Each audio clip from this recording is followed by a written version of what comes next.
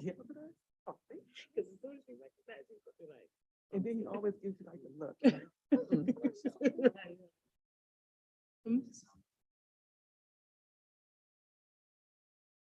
Their sound is enough.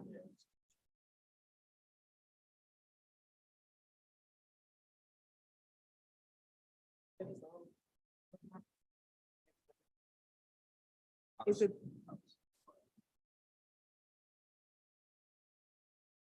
That's awesome. Figured I'm gonna mic.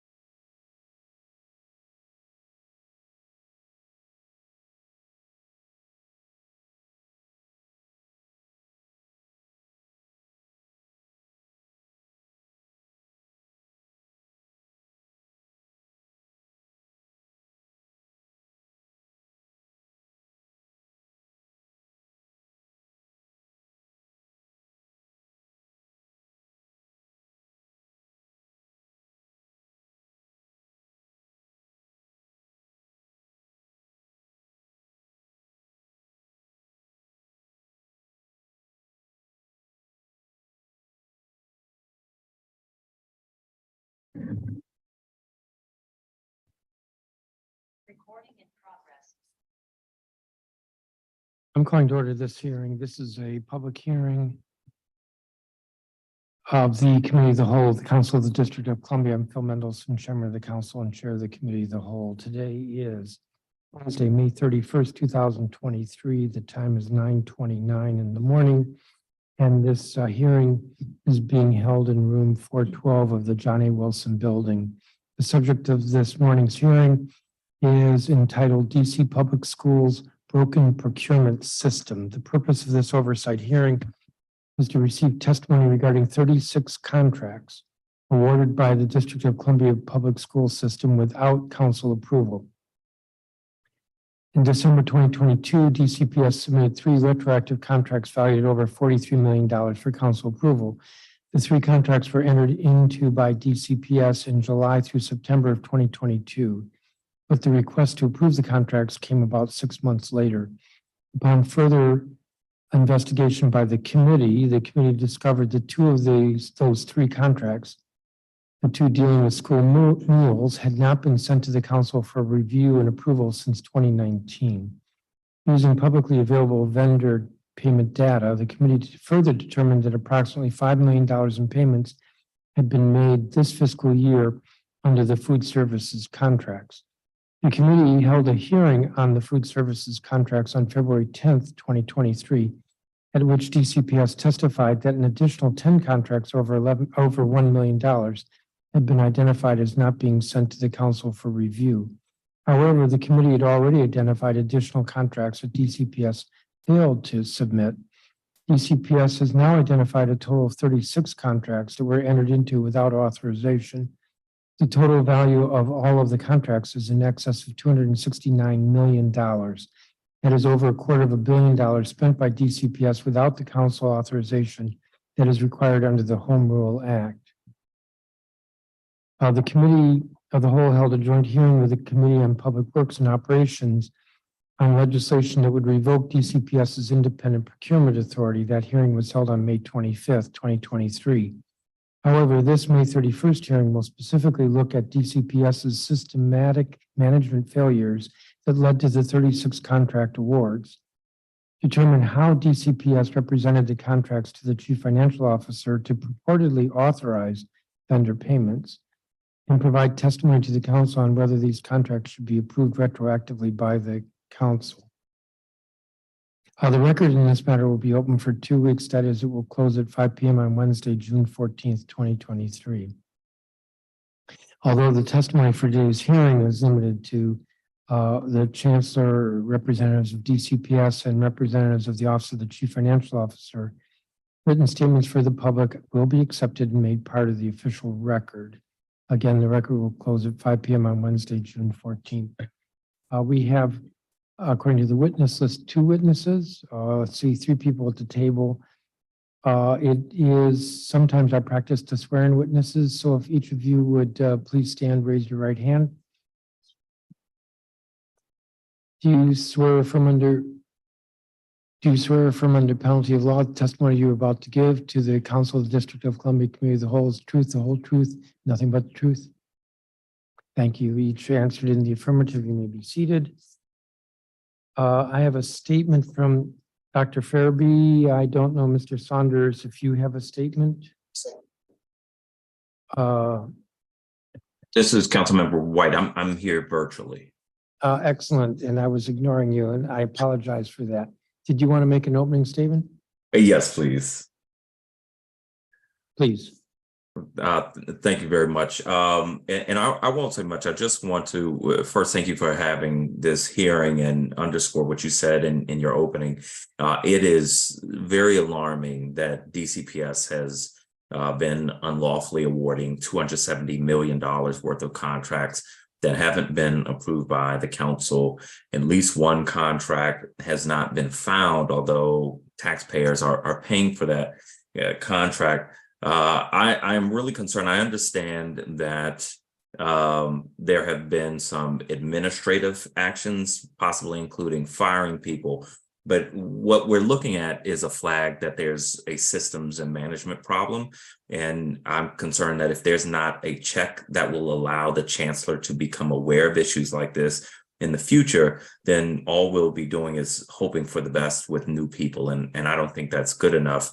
I'm also wondering today how many other contracts haven't been brought forward, how many other contracts haven't been found, or how many contracts are under $1 million. So they would have no council review, but don't have underlying contracts. So I'd like to know with some level of confidence what the breadth of this issue is. It may or may not just be these 36 contracts. I'd also like to know why the CFO's office didn't catch this. How are we paying taxpayer money on contracts that don't have on bills that don't have an underlying contract?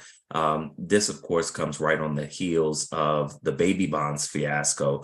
So I'm left very concerned about what's happening in the CFO's office with respect to checks on the work being done. So there's a lot that I think we need to understand today. And I appreciate you holding this hearing. And my hope is that we can get to the bottom of what happened, but also leave with some measure of confidence that these issues are going to be fixed in the future, both with respect to DCPS and the CFO's office. Thank you, Chairman.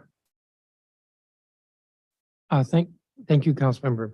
Give me just a second here.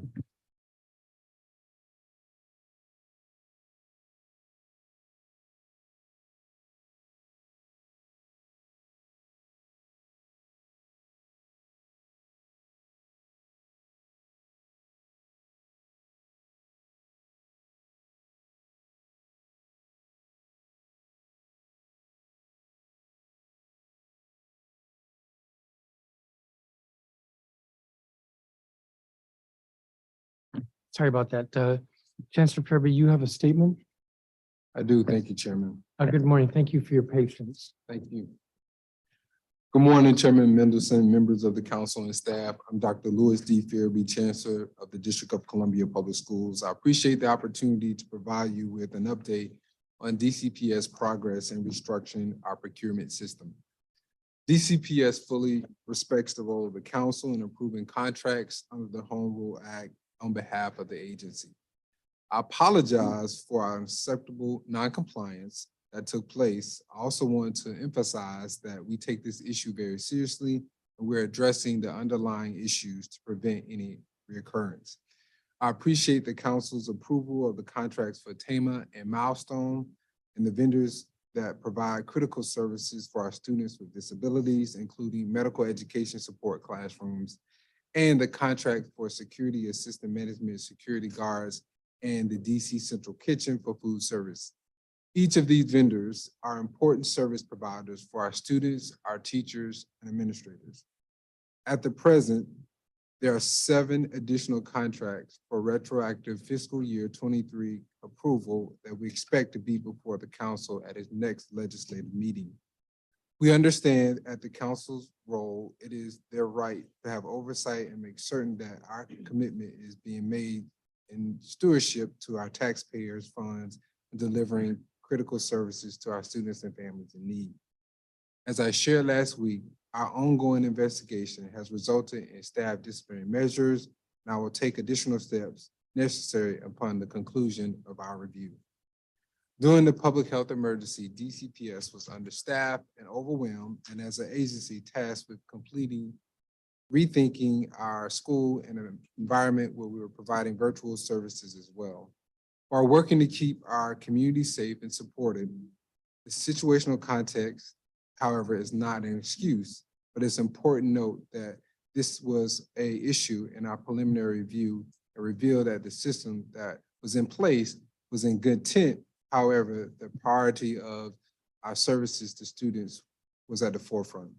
We will continue to work closely with the council and work closely with the Office of Contract Procurement and the Office of the Chief Financial Officer and Attorney General Office on any prior fiscal year retroactive contract actions. We are rebuilding our systems and also filling critical vacancies to ensure DCPS is in full compliance with the law as we prepare to move forward for the upcoming school year. Additionally, as I shared last week, we've also created a new Office of Fiscal Strategy to oversee the district finance and budget divisions, as well as our contracting procurement work. The Office of Fiscal Strategy will be led by DCPS new Chief of Fiscal Strategy, Patrick Ashley, who will join the team later next month in June, and will report directly to me as a member of the DCPS Leadership Cabinet.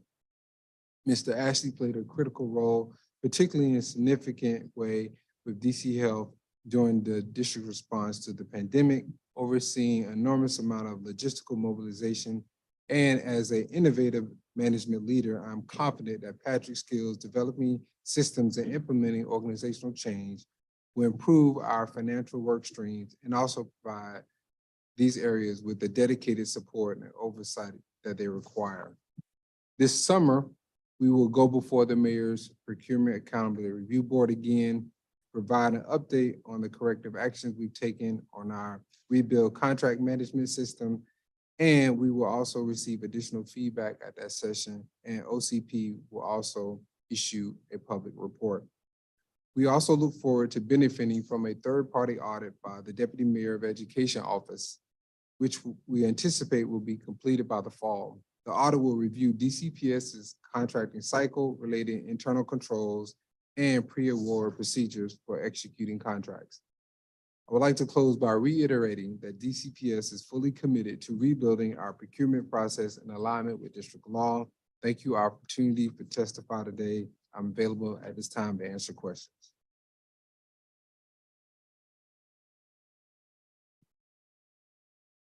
Thank you, Chancellor. And then Mr. Saunders, you do not have a statement. I do not. Okay, so you're here to answer questions, as is Dr. Maestera. A 10-minute round.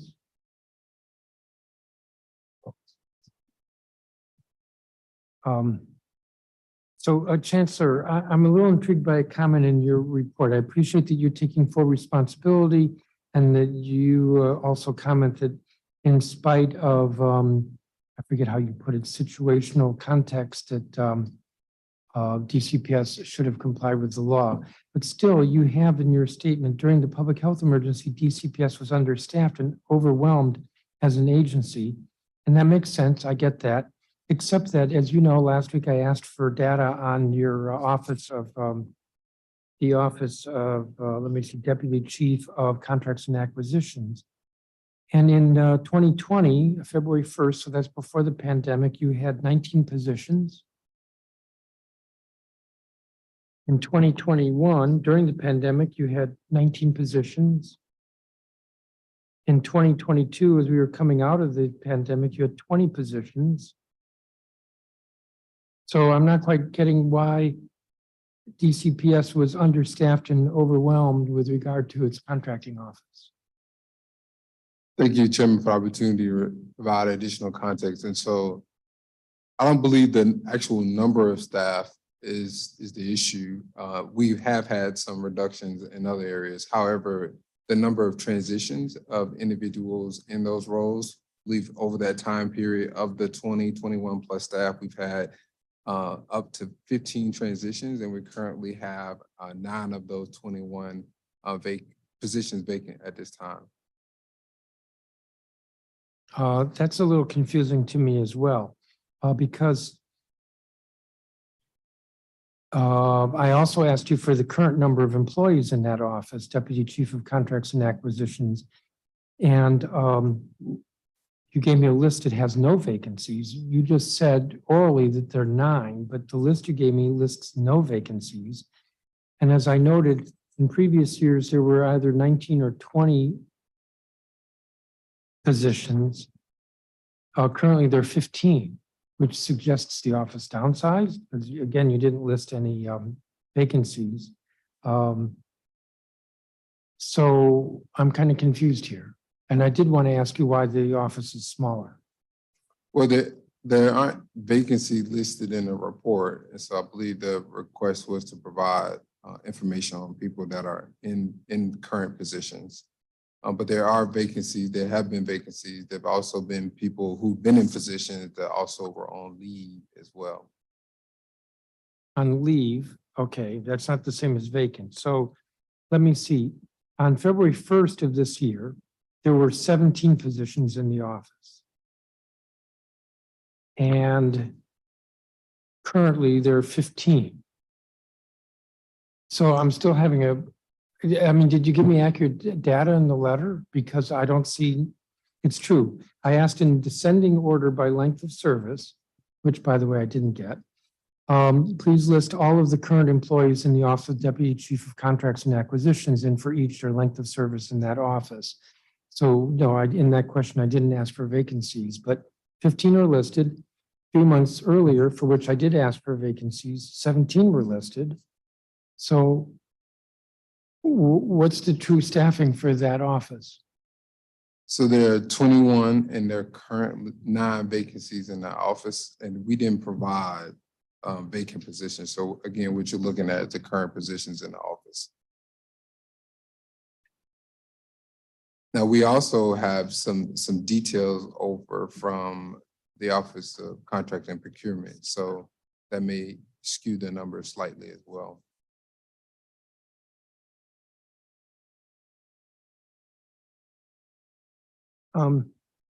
Thank you. You also, in your statement, your testimony, you said, I will take any additional steps necessary upon conclusion of our review. So presumably that review started in February. How long does that review take? We anticipate the review to be complete this summer. We're currently in an active review, an investigation of what actions took place and what led to the non-compliance with our obligation to submit our documents to council. So summer is between June 21st and September 21st. Can you be more precise? I anticipate by August.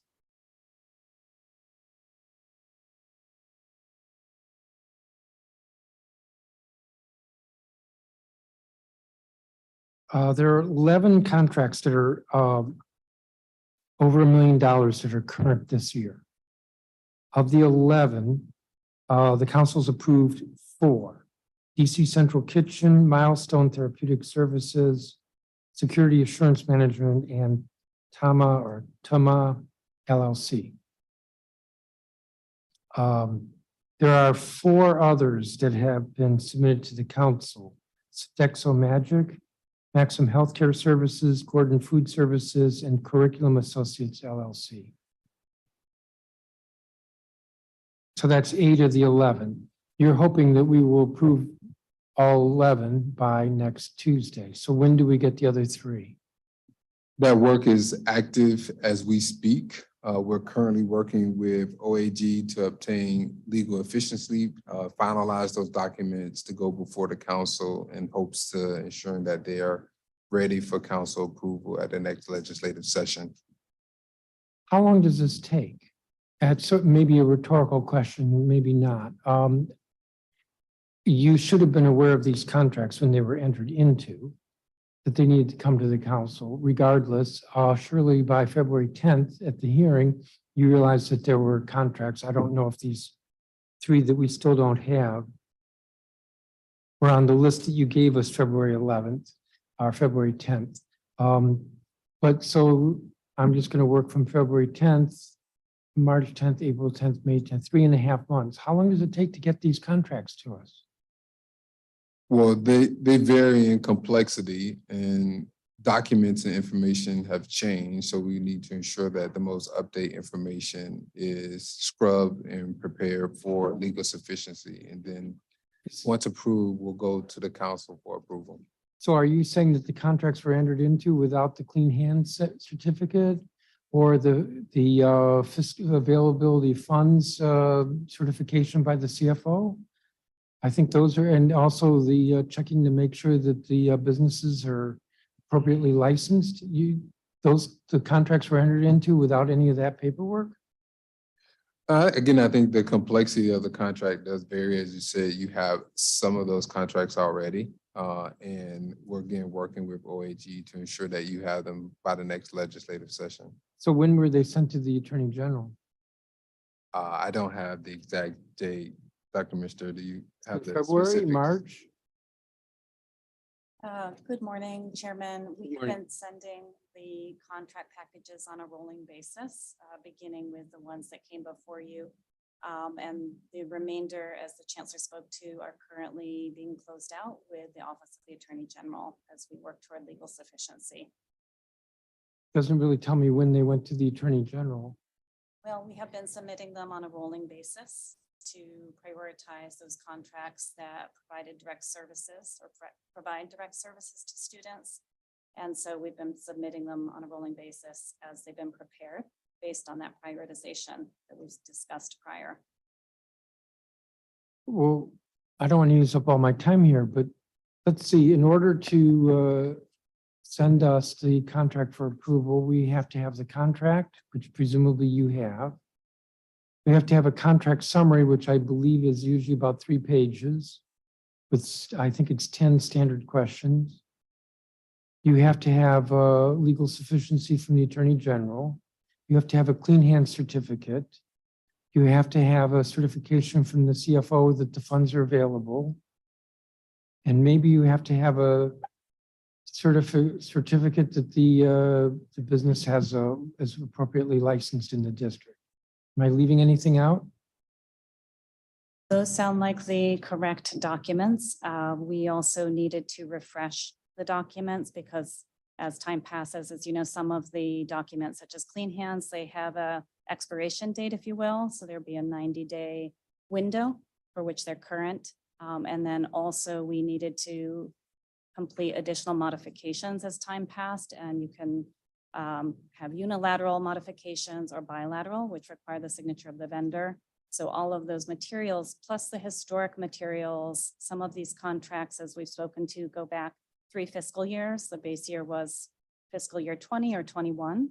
So pulling all of that for all 3 years and then getting the updated documents together for review by the Office of the Attorney General. That has been the process we've taken for each of the 11, again, prioritizing those that were most urgent.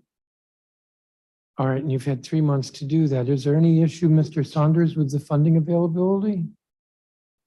Good morning, Chairman Mendelson, Paris Saunders, Associate GFO for Education Cluster. Sorry, sir, no, there's no issue with funding. Okay, I'm over my time. I'll come back. Councilmember Robert White. Then we've been joined by other council members who I'll recognize next. Thank you very much, Chairman, and to the Chancellor and Mr. Saunders from the CFO's office. Chancellor, you mentioned that part of the issue here was that DCPS was understaffed. Where specifically? I know you had a little discussion with this with the chairman, but I've not been as tuned in on this.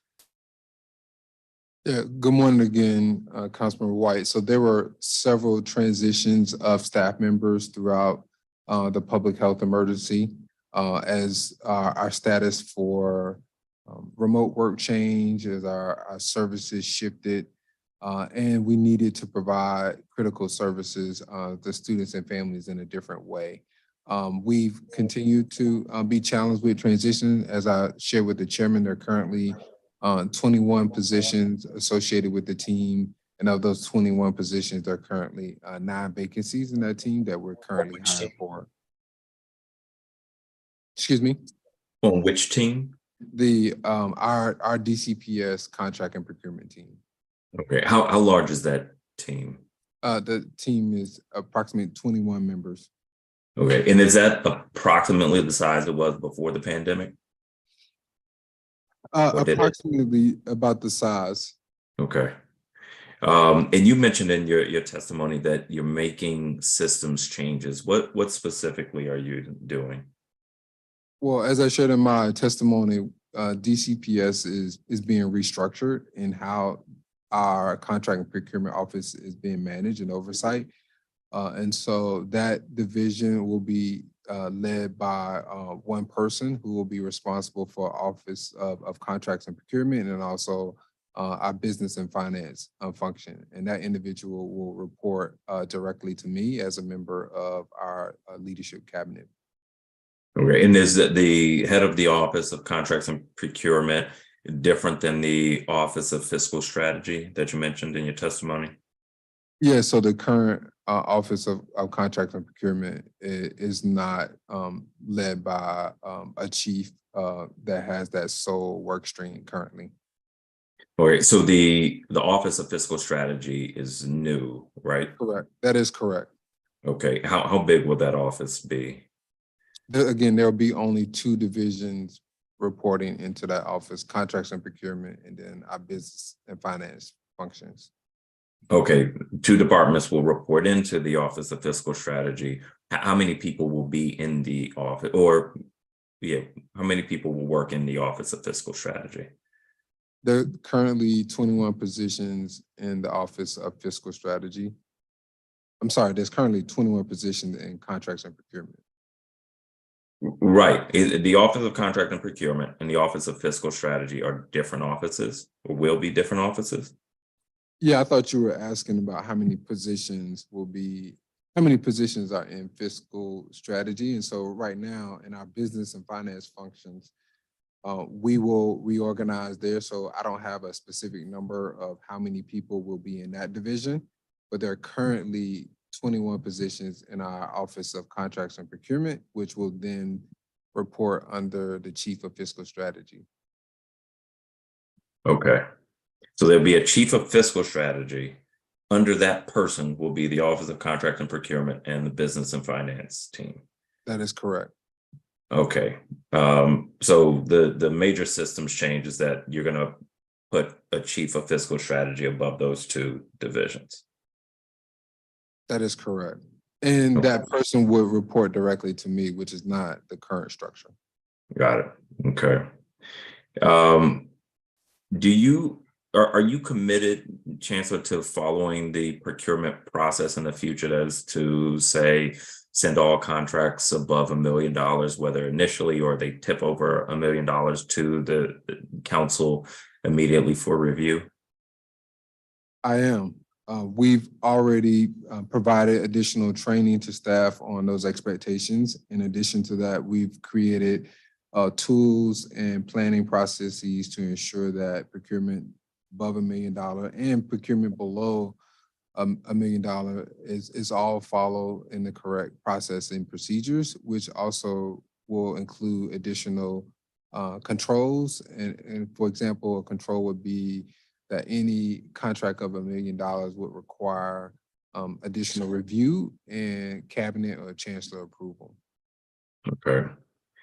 And can you commit to sending a final report to the council detailing what changes you're making in systems and management with respect to contracts and procurement when you finish your review? Yes, we will report back our finalized structures and then also any potential findings from our review. Thank you. Mr. Saunders, from the perspective of the CFO's office, what is your process for approving contracts or payment of contracts? So the process for requisition, the OCFO's role is that once the requisition is submitted from program, our team verifies the funding attributes, the attributes for both accounting and budget are accurate for the requisition that's been requested. We also verify that the correct commodity codes are correct for that requisition as well. Once we release the requisition by approving that those funding codes are correct, that process is turned back over to OCP. Once a PO is created, then our accounts payable team does a three-way match once the invoice is submitted. And so we make sure that the invoice has the PO, the program has received, and then we issue payment. Okay, so how could that have been done here, or particularly with the contract that didn't exist? So one of these 36, call it contract, but one of the contracts is missing, but we have been making payments, and that seems to conflict with your process. So what happened there? So again, once a PO has been created by the Office of Contract and Procurement, that is a legal vehicle for OCFO to make a payment. And so that's a process. And so what we've done to enhance that process on the OCFO side is any requisition that comes into the system that's over $1 million, we will not release the authorization. Even though if the attributes are correct, we will not release the authorization until we see council approval.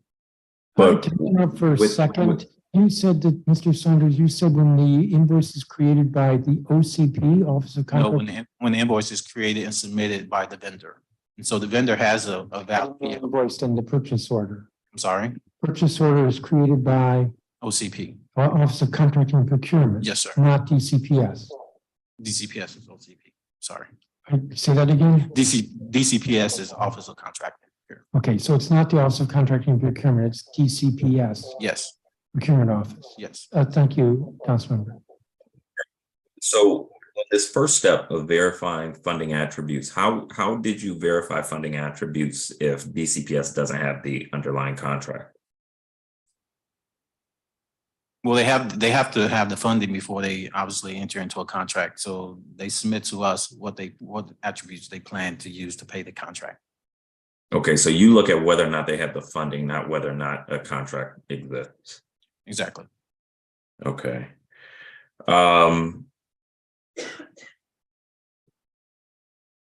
Chancellor, how did DCPS manage to find itself paying on a contract that didn't exist? Yeah, Councilmember White, we had a paper filing system in 2019. I believe the contract that you're referencing, as a result of having a paper filing system, as you can imagine, over time, documents can be misplaced. And so DCPS was unable to locate that paper document. And the vendor as well was also unable to locate that paper document. However, there were purchase orders tracking back to the services associated with that contract to be paid. Since then, DCPS has transitioned to an electronic filing system. And so that issue will not be an area of concern going forward, as we will have all of our documents available digitally, and we can ensure that those documents are always available to review. Thank you. What electronic filing system will DCPS be using? So we're currently utilizing a SharePoint tool to ensure that all of our documents are available electronically. And then we're also working with the Office of Contract and Procurement to ensure that we refine any areas of need to ensure that we have access to documents over a period of time. Okay.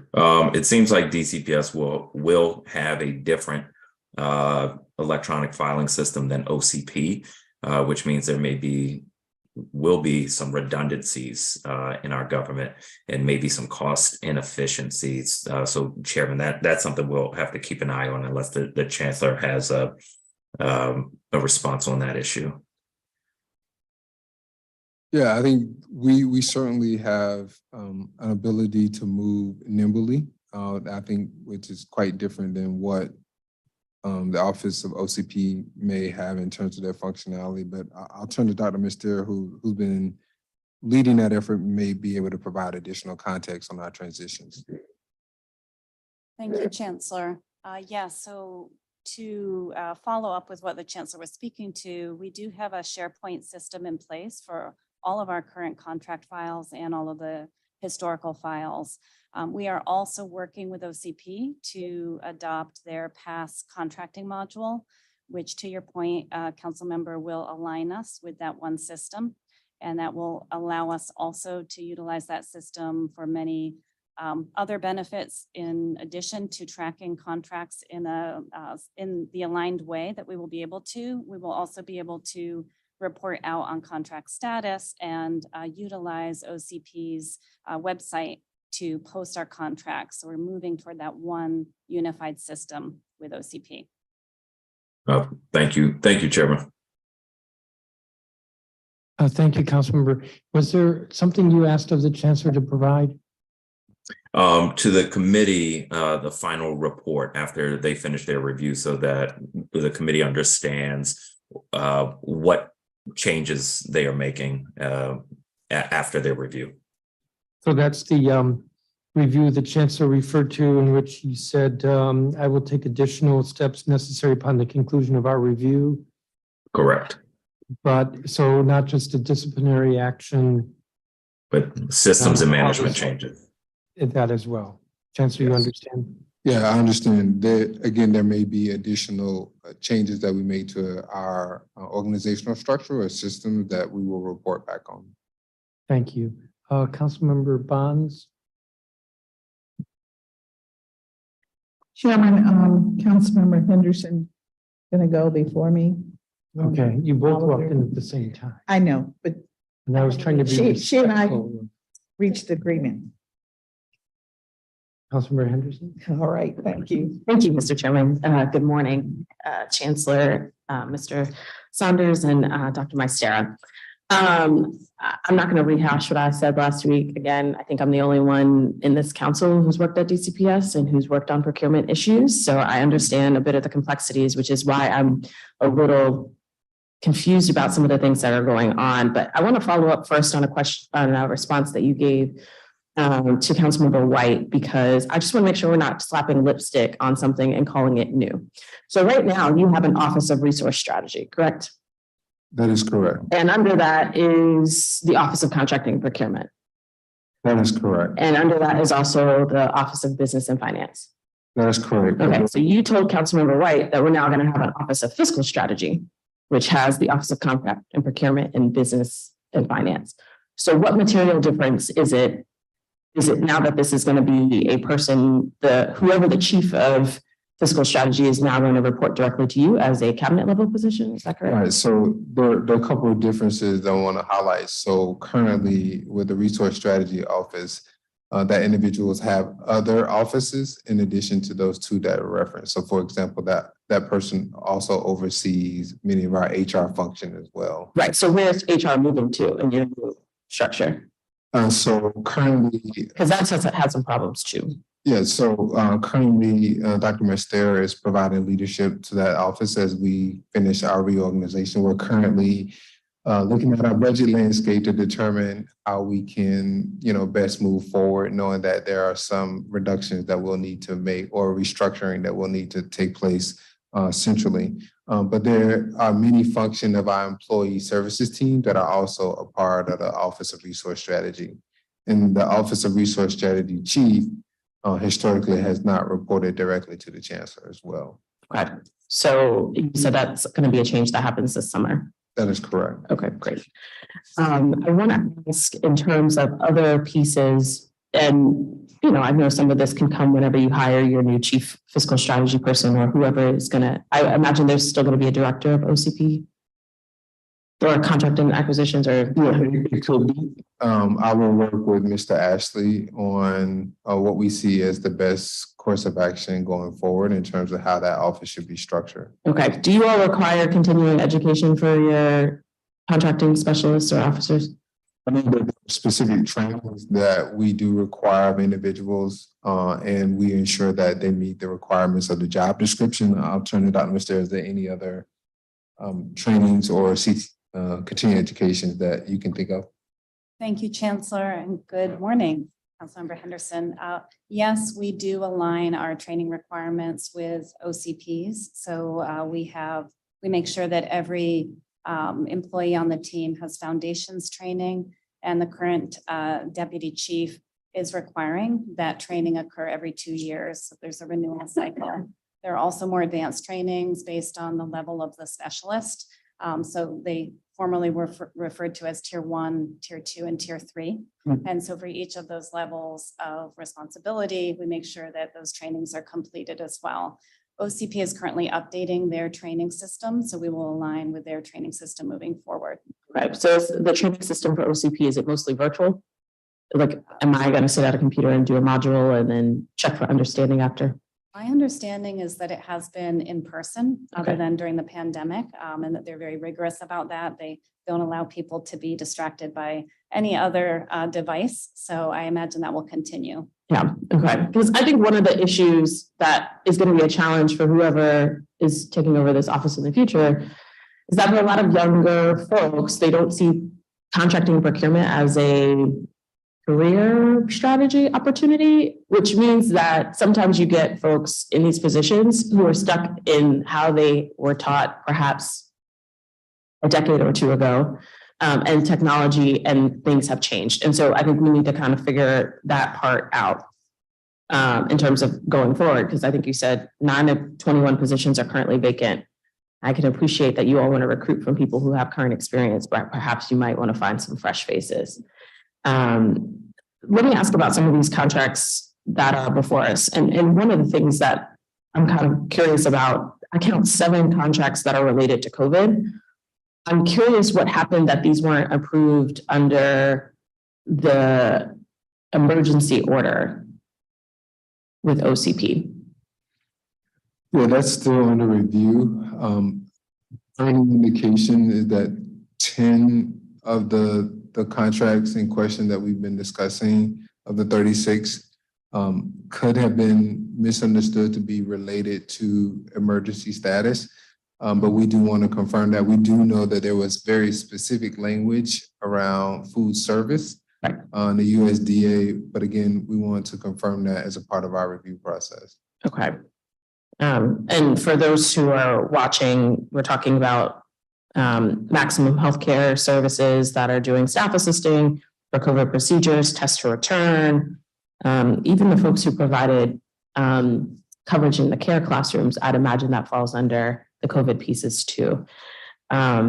So let's talk a little bit about the transition from a paper system on, because I think it was maybe 2 ledge meetings ago, I was kind of dumbfounded in terms of how no one had a copy of this particular contract, like it didn't exist, even though we had a PO, but no one had the physical pieces of the contract. I think Dr. Maestera, you said you now have moved things to SharePoint. So is there a system now where you could search for a contract by vendor? Yes, we now have the system that I described. So each vendor and contract has a specific file. We have a filing system for small, medium, and large procurements. Okay, and in that, did you also transfer over materials where whoever the program officer was to provide feedback of whether or not this vendor is good? Because one of the things that we've struggled with across this government is we don't document things. We have bad situations with vendors, and then we end up using them again and continue to receive bad services. Yes, so that is the next step. We have focused right now on making sure we have all of the documents in order. To your point, the evaluation process needs to be shored up, and I think I spoke to that last week as well, that is, one of the additional improvement efforts and structures we need to put in place, not just for our procurement team, but also for all of the program points of contact. So we are clear about the role of the contract administrator and the important role of oversight should there be an issue with the contract performance. Okay. Does the general counsel for DCPS look at contracts? That currently, we've created a structure where there is a review process, but historically, the general counsel team has not been a part of the contract and procurement process. So who provides the legal sufficiency? OAG? Correct. Yes, OAG provides the legal sufficiency. So we didn't think to have somebody in-house take a look just to make sure all T's were dotted, all I's were. You said that is a thing that's happening now. Yeah, so we have restructured, and again, there will be more refinements to our entire process of how acquisition planning occurs. And so from start to finish, when we need a contract, the amount of the contract, the funding stream, the terms of the contract in terms of span of time. And then there's a tracking document that we've already started utilizing that helps us monitor and also ensure that members of my team and myself have the ability to review where they are and the required approvals in the process. Great. So let's talk about a current contract that you all have just rebid. Food service, our favorite topic, lunch. I feel like this is maybe the 3rd or 4th time y'all have rebid this contract in like 2 years. Maybe I'm exaggerating, but who has been engaged in that process to make sure we're doing it properly? Is this new contract going through your new process? So point of clarification, I want to go back quickly that contracts above $1 million go through OAG, but for contracts that do fall under $1 million, there is review from our legal team. We are currently in the process of getting Wait. Let's go back. Hold on. Is that new or is that from the past. That's from the past. So to correct the record, you were saying your general counsel did review contracts. Correct. As a part of our process, there is a legal review for contracts under $1 million. And that's not new. So that should have happened. Well, I guess I wanted to ask about food service, but now I'm confused. Why would you not have your own general counsel even review the contracts over $1 million? Historically, again, we rely on OAG for contracts above $1 million. But again, those are procedures that we're refining. I'm over my time. I didn't get a chance to get In into terms food with service. food service, OCP is currently assisting us with the solicitation process because we did have to restart that process. So it's not even happening in-house. You guys are getting OCP to run your procurement process for food service. They're assisting us. Do you have a chief of procurement right now? We do have a chief of procurement right now. Okay. All right. I'll be back. There will be another round or two. Councilwoman Bonds? Thank you very much, Chairman, and thank you all for being here to talk with us about your procurement system and the contract, particularly the contract that was missing.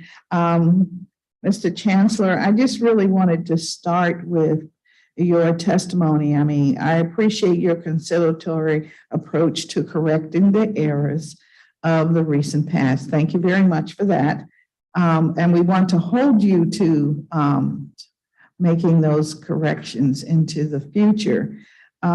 So for me, I want to understand at what point do you see contracts? So historically, the contract review process did not include review from the chancellor. But again, that is something that we revise or are revising as a part of our new processes going forward. All right. So who approves contracts in this old system?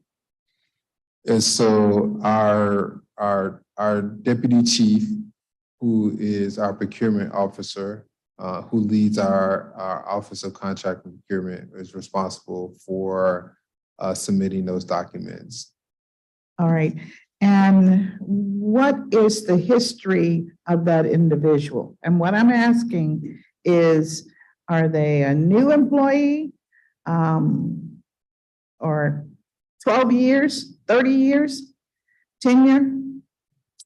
So our current deputy chief, who leads the office, has been in that role since April 2021, right. and has extensive experience in contract and procurement. Previously, the person that was in the position from 27 to 2021. All right. I asked because you also included in your statement, during the public health emergency, you said you were understaffed. We kind of cleared that up and what that meant. And you mentioned your 9 vacancies at some point. And then you say overwhelmed and rethinking school, blah, blah, blah. And I appreciate and have an appreciation for that. What concerns me is that you're saying that this individual came aboard during the pandemic. And I guess I have to ask, who is responsible in your hierarchy for training or introducing that individual to procedures that we have for DC public schools? Yeah, previously our chief of resource strategy would be responsible for ensuring that the deputy chief who leads the Office of Contract Procurement has all the appropriate training and supports. I see. Okay, and so now does research strategy chief report to you or to another assistant? Historically, that person reported to someone else. They reported to a deputy chancellor. Okay, So I'm climbing up this ladder, you see, okay. Trying to get to the apex where I consider you to be. What concerns me is that we're trying to examine what happened with the contracts and at the same time, hold your feet to the fire that you're going to make necessary changes. You say you're already in progress, but I'm concerned that I'm just concerned with how we are going to get to that place because we have so many layers that we have to go through, one layer after the other. And your pledge is that you're going to cut through the chase and that this chief of fiscal strategy, Patrick Ashley, whom we have met through the pandemic, if you recall, is going to report directly to you. And would that also be the individual who will now at least begin the process of approval of contracts? That is correct. So I think the logic that you are speaking to in streamlining and reducing the layers to ensure that there's appropriate oversight is definitely the intent. There also is more regular review of where we are with our contracts in the procurement process to ensure not only that students and staff are receiving goods and services on time, but they're also receiving them in a manner that is compliant with the review process from council. All right, so is the office that manages the contracts the same office that's going to manage the purchase orders? Yes. And let's see. And currently, the deputy chief, who is the lead for the contract and procurement office, as I said earlier, has over 26 years of experience in this work, has been with DCPS for a number of years. All right, well, I have to ask then in the next few minutes, if you could just sort of describe for us how contract is determined to be needed in order to provide services to the system. Yes, so our program teams initiate a need for services and goods and align that with a funding stream. And then that information is relayed over to our contracts and procurement team that then takes that to the next phase of implementation in terms of a contract or purchase order, execution of a contract. So for example, our curriculum team may determine that we need to purchase curriculum materials, or there's professional learning experiences that need to be provided. They then provide a budget source, and then our contracts and procurement team supports them with the next phases of the contracting process. So when do you become involved in the determination of the program thrust, so to speak, and therefore the need for outside services through contract and vendor? So historically, the chancellor has relied on the program teams and the Office of Contract and Procurement to do the acquisition planning and also execution of the contract, which we will add additional controls there and progress monitoring to ensure that not only are those goods and services provided in a timely manner, but there also are several points of review to ensure that we're in compliance with all the review procedures as well. So we're talking with you today, but I feel very strongly that it would have been very helpful if you had brought your contracts team with you to this hearing. I know that you are the head of the process, but in order to understand how things went awry, where documents are today, and how quickly we're going to get the information that we are requesting, it would be very helpful if your team could also understand that the council is very serious. The chairman has not mentioned it yet, but there's subpoena power, and I have to bring that to the table. There's also the opportunity to have the Inspector General to take a look at where we are and why we're going awry. So I'm just suggesting that we really need more forthcoming. We're very serious, as you know, as a government. Lion's share of our dollars leave the coffers, so to speak, in the form of contracts and payments. So this is very important for us. It is very important, and it's something that I take very seriously. I'm aware, the team is aware, and we are committed to a very thorough review process and also ensuring that our processes are strong, so there's never a reoccurrence of these issues. And then we take all the preventative steps and corrective actions needed. We also, in the process, as we complete the review, also want to ensure that all the goods and services that are needed for the upcoming school year are also provided as well in a timely manner.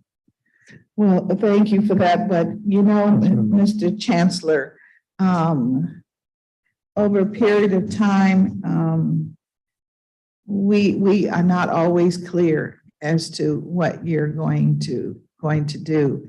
And I know that you make your pledge, but this time it needs to be a little more emphatic. And we want to be able to trust you. The council takes very seriously their responsibility to look at these contracts and look at it in such a manner that we understand it. So I just want to put that on the record. I had a couple of other questions. Thank you. Second round. And again, it's something I take very seriously as well, and we'll report back accordingly. Thank you very much. Thank you, Councilmember. And as I said, there'll be a second round, maybe even a third. Councilmember Parker. Good morning, Chancellor. I wanted to follow up on a few things. Let's first start with the 3 outstanding contracts that you're hoping that we'll vote on by Tuesday. It's my understanding per your conversation with the chairman, it's in process of that legal review, I'm assuming with the OAG. Can you give more information why you believe we'll have that before Tuesday? OAG has been working with us collaboratively to ensure that the 11 contracts are able to be submitted to council for proper review. As shared earlier, we already had 4 of those contracts before the council and have been approved, and we appreciate the council's work there. Based on the history and what we've been able to accomplish in the recent weeks with the retroactive contracts, I'm confident that OAG is working diligently to ensure that we're able to get to the finish line in a timely manner. Do you have a sense of when they will have those or their reviews completed? Have they shared that with you? I expect to have an update from our teams by the end of the day today to assess where we are in preparation to ensure that the documents are ready and available by the next legislative session. Okay. Then I want to just go zoom out a little bit. So we have 36 contracts that are totaling over $250 million, estimated at $270 million. Are we confident that there aren't more contracts? Because, well, let me just stop there. Are we confident that there aren't more contracts that we haven't found or that you all haven't found? I think confidently based on what we know today. However, there's still ongoing review. As I mentioned earlier, we will have an external review as well. And so I think it's important to have some external eyes to provide additional context.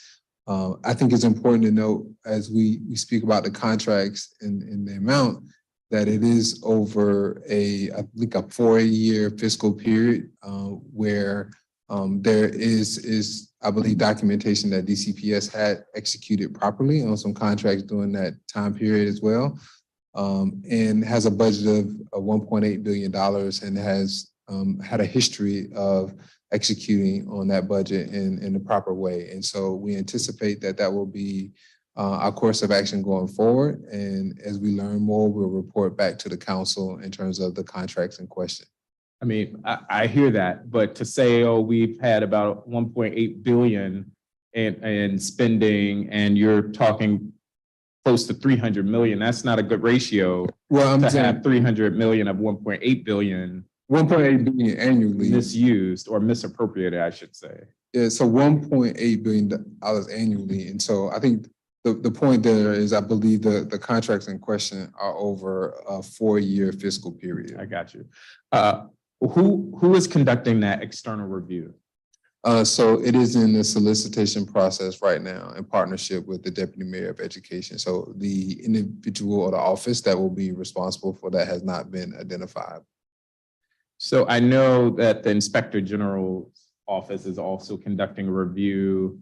I would just say, and I trust everybody's intentions, it seems curious that the executive would seek out an investigator for the executive. And I don't know what role we can play in interjecting there, but I think the council should have a say in who that auditor is, because it just is curious, and I would just leave that there. So we have the 3 contracts that are still coming. We hope before our Tuesday legislative meeting. And then I wanted to go over to vacancies. How many current vacancies, and I think we talked about this already, but how many vacancies are there for procurement at DCPS? There are currently 9 vacancies. And how many total positions are there? A total of 21 positions.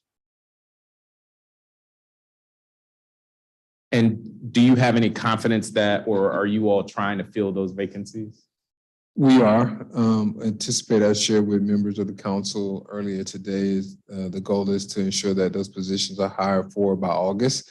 I also shared that we have a new chief that will be transitioning in the next couple of weeks. And so we'll work with Mr. Ashley once he's on board June 12th to ensure that we're able to hire for those open positions. And Mr. Ashley is going to be the other person besides you that signs off on these procurement contracts moving forward. I believe that's what we had discussed before. That is correct. And so you're suggesting that there should be 30 procurement positions filled by August of this year.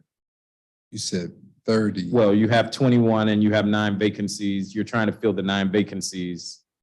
So the 9 is inclusive of the 21. Oh, I see. Yep. Got it. So point of clarification. So those 9 vacancies you are working to fill by August of this year. That is the goal. And OCP is also supporting us as well.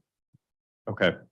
And then last time we talked, when we were in the hearing with Councilmember Nadeau, you talked about an ongoing audit. Can you give any update? It's been about a week, but on timeline, because there was some ambiguity when we could expect the audit to be completed. So is there any update on timeline when we can expect results from that audit? Yeah, so in terms of our own internal investigation and review, that is in process. We do get regular updates from our general counsel where we are in that process. I anticipate that will also be done by August as well.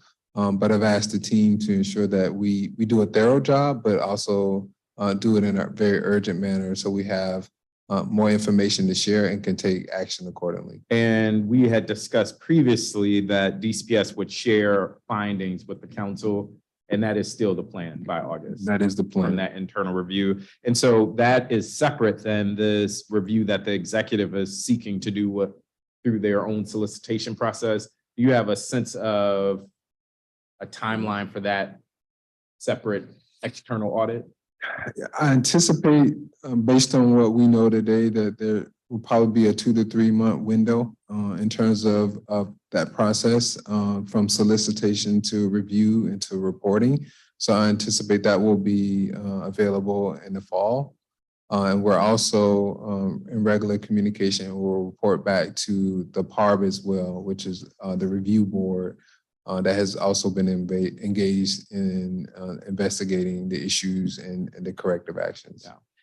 Mr. Chairman, I'm still going with my questions. I would just throw this out there. as a good faith agreement, I think the council should work with the executive that if we are being asked to expedite these contracts, we should have a say in that audit process. And it just seems, again, curious to me that the executive is seeking to find its own auditor, and not impinging anybody's credibility, but I think we should have a say in that.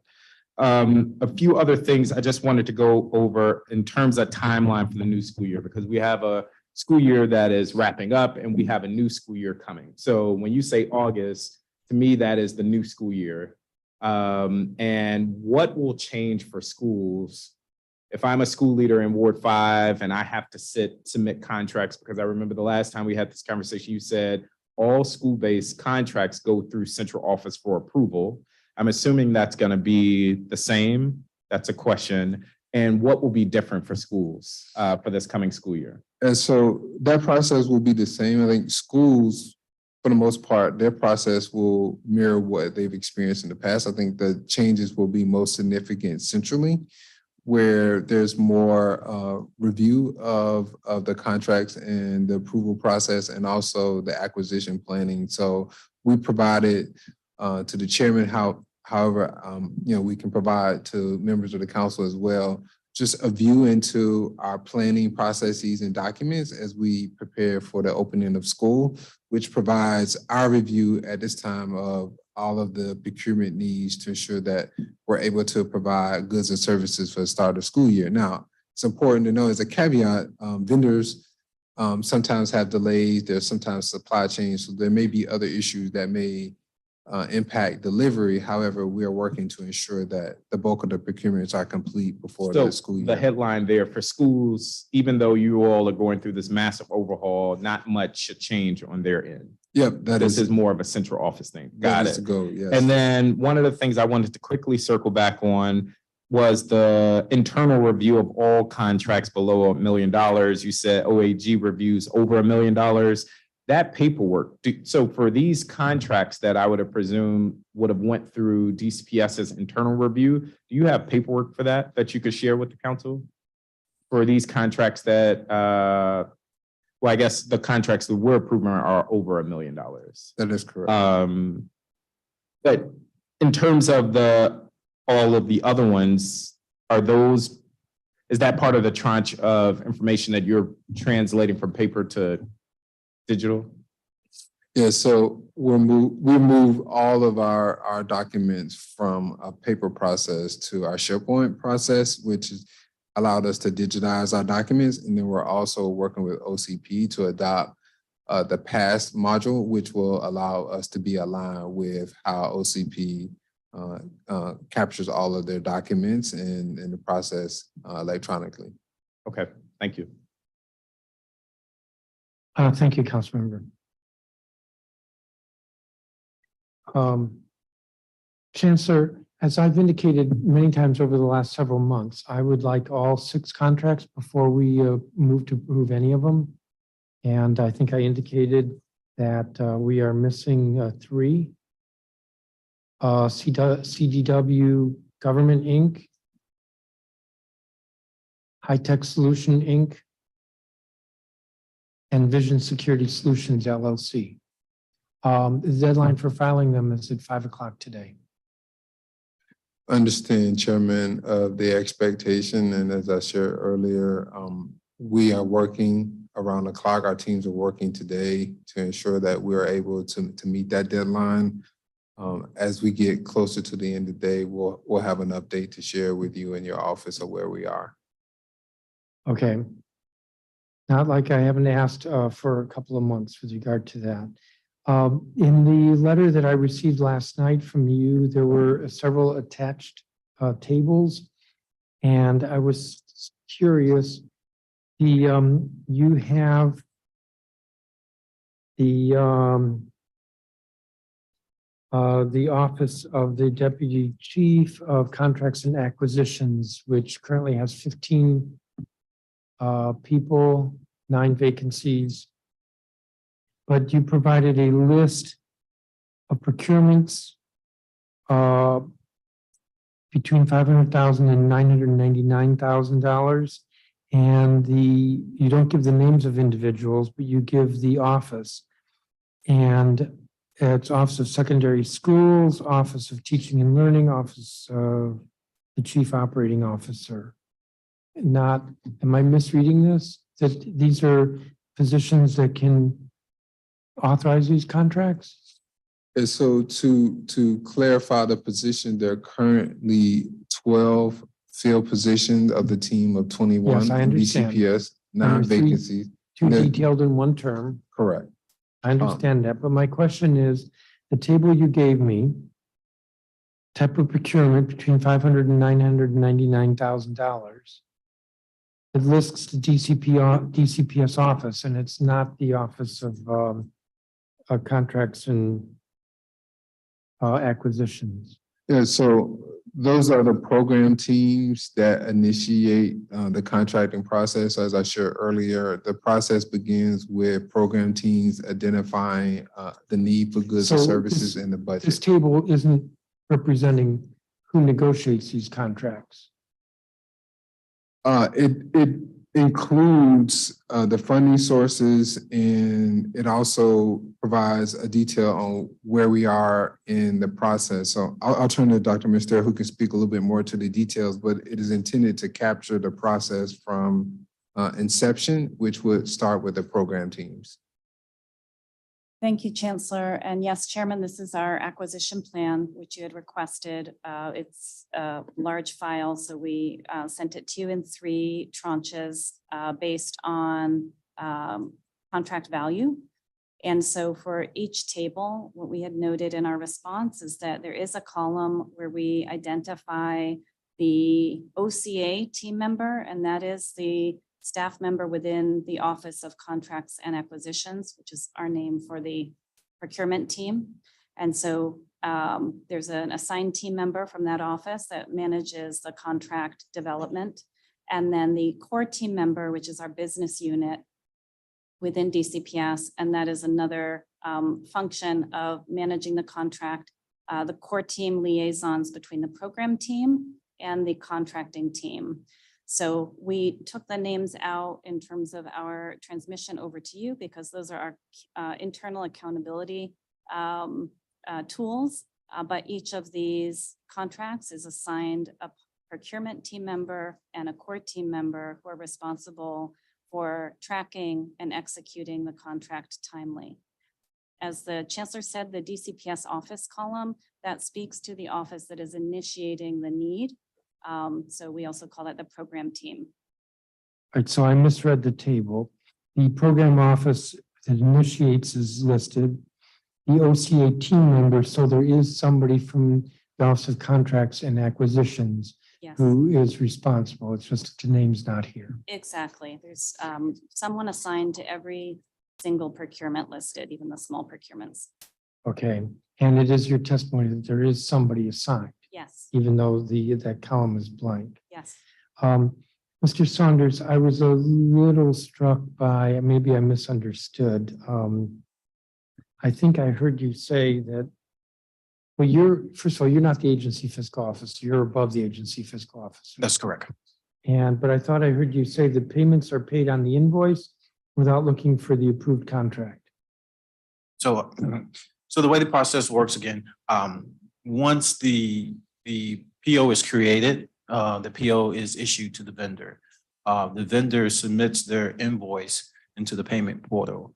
The accounts payable team does a 3-way match to make sure there's a valid PO, make sure there's a valid, the agency has received on the goods or services, and they make sure that the PO, the agency has received, and then there's the invoice. So those 3 is the valid match for the accounts. So why isn't the OCFO looking to see whether there's a contract that's been approved?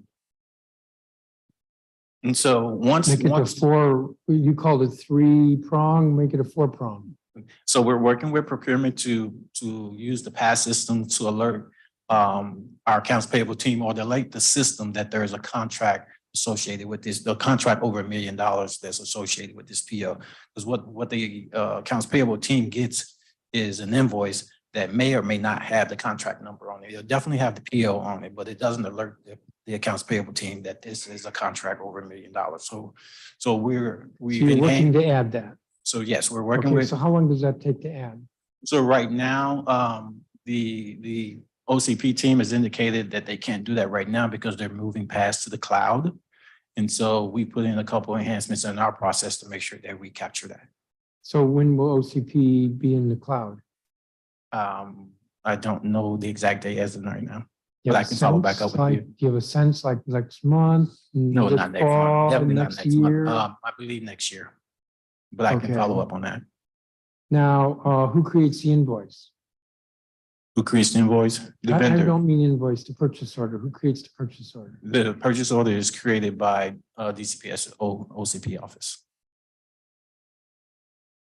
Okay.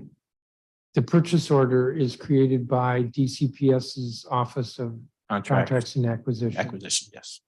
All right. Does OCFO check the purchase order to see if there's a contract associated with it? Well, once we release the funding and that the budget and accounting attributes are accurate, it goes to OCP. And then the next time we are engaged back in the process is when So all you do is the funding certification. we do the funding certification and then we you also do the payment. in the payments, and we also verify that the documents that are submitted when the requisition is entered or accurate, it's in support the requisition as well. That has to do with the payments. That has to do with supporting the request for a procurement. I got lost.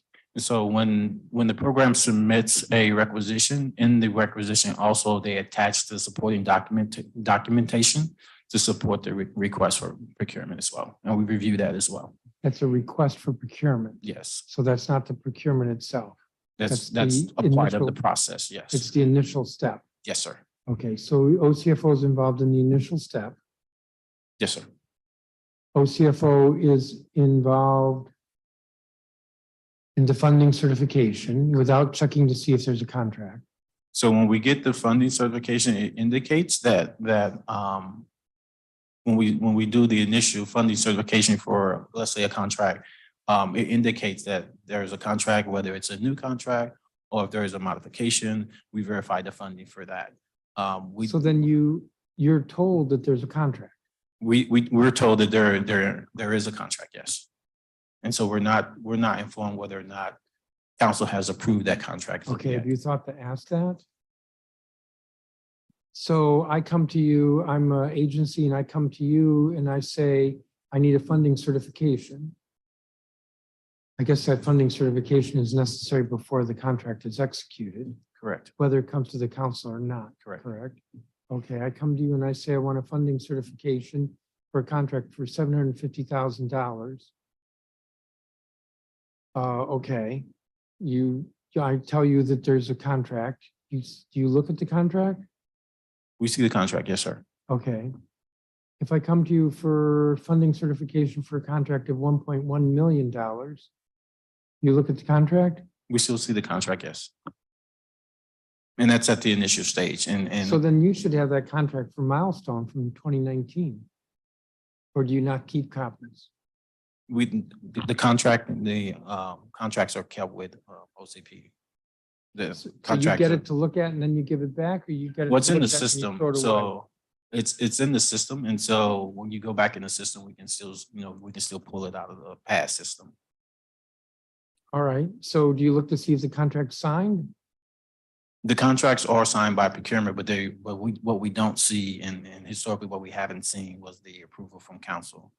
All right, so how hard is it for you to ask for that? Since there aren't, I think in the course of the year, there may be a couple hundred, 300 contracts that require council approval, and they're not all DCPS. So how hard is it for you to look to see if there's council approval?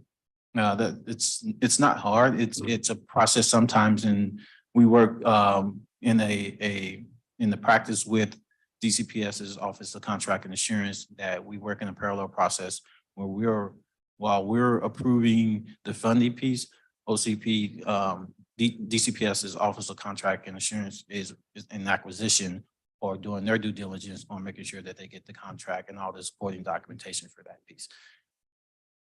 So once it leaves our approval of the funding availability and that the budget and accounting attributes are Yes, but accurate. you have I'm kind of stuck with this. You have the contract for a moment in time, although apparently you don't keep it. In order for you to do the funding certification, you won't do the funding certification if you don't see the contract. So it can't be that hard to say, this is over $1 million. Is there council approval? Can't be that hard to look to see if the contract that you have is fully executed. And the only reason why I asked that question is because of the milestone contract that nobody can find a signed copy of it. But you had a signed copy, maybe not you, Mr. Saunders. Yes. But you, OCFO, had a signed copy in order to do the funding certification. This does strike me as what do we call it? An issue of management control. You understand what I'm saying? Yes, yes. It's like a serious term. Yes. So what we've done, again, to ensure that that piece doesn't move any further is at the requisition stage. We will not release the requisition until we actually see the approval from council. And that it's signed. And that it is signed, yes. The LIMS approval. It's kind of a new issue, but it came up with you know what I'm talking about with Yeah. milestone. Yes, sir. I'm over my time. Councilmember Bonds, did you have more questions? Thank you, Chairman. I just had a very curious, as we're talking about the milestone contract, Mr. Chancellor, this is a new contract, correct? For services similar to what the other company, Tama, is doing? So the services that are provided by Milestone support our students that have special needs. And these are not new services. The Milestone contract actually goes back to 2019. I think what was in question that required council approval is we're now in a option year. And we're currently recompeting for that contract going forward. All right, and so you do not actually have a copy in your files? Yeah, we do not have a copy of the initial contract that was initiated back in 2019 when we had our paper filing system. Okay, but you have something that speaks to the option year, right? Well, we have documentation that speaks to the services and also the purchase order associated with those services to be paid. All right, and so the individual in your team that prepared the PO, has that individual been asked to do an affidavit indicating that that is in fact the legitimate services provided, and this is the money that we owe on this contract or alleged contract? Yeah, so again, there documentation associated with those services. I think what we're not able to locate is the initially fully executed contract. So we have clarity on the services to be provided. Again, like all of the 36 contracts in question, we will continue to review all aspects of it. But in terms of what's to be provided, we do have documentation of what services have been provided over time since 2019. Okay, I guess for me, I'm trying to backtrack because if this occurs once, it could possibly have occurred a few other times. And if it occurs once, moving forward, it could occur again if we're not clear as to what really happened and why we don't have a paper trail. But someone signed the PO, correct? Yeah, so we have a scope of work. We have unsigned copies of the contract. We have the purchase orders. We have the invoices. And our program team that monitors the delivery of services have also verified that those services been provided. And because these are services for students that have special needs, they're also tied to their individualized educational plan. So we know that those services have been provided in compliance with the IDA law that is associated with special education implementation. And I understand that. I mean, I don't think anyone has disputed whether or not the services have been provided. What I'm trying to figure out and to get an indication from you is how did these services begin? And you just said you have a unsigned contract, correct? Yeah, so what we were not able to locate is the fully executed document, which will not be an issue going forward because we have moved to a digitized process. So going forward, we will always have copies of the documents because they've been digitized. Okay, the owner of this service, surely they have a copy in their files. That was our hope as well. However, both the vendor and DCPS was not able to locate the initial document that was executed in 2019. All right, so then it's very fair for the council and the public to say we did not have an executed contract. We accepted the services, but we did not have a contract. Well, we had a contract. We have evidence that that contract existed. I think what was missing is the initial document with the signatures. Well, you know, And again, I share your concern, which is why we have transitioned from a paper process to a digital process. Again, that was in 2019, and currently today in implementation, that would not be an issue. But I can understand your concern, and the public may have a concern of why the document was unavailable. so is it your understanding as well that all of the POs that we are utilizing today for various services across your $1.8 billion enterprise are going to be examined to make sure that we have a contract, signed, executed contract for each of those? Is that part of your cleanup that you are working on? It is a part of our review process. And again, it's something that we monitor regularly. I think for contracts that were initiated prior to the digitization of our documents, we'll certainly do a look back and continue to do a thorough review to ensure that all the contracts have the appropriate documentation. Okay, Mr. Chairman, I guess I've kind of exhausted this. I'm not getting very far on this missing contract and the process we can look forward to in the future. I was just wondering if this SharePoint system has some bells and whistles in it so that there could be a process where an executed contract would be a category of indication within the electronic system that you're speaking of. And that would be, you know, maybe like 10 points that you have to cover, you know. Yeah, so I think going forward, what you're I think referencing and alluding to is that there should be additional controls to ensure that there's proper documentation, which we will have and will continue to build those systems.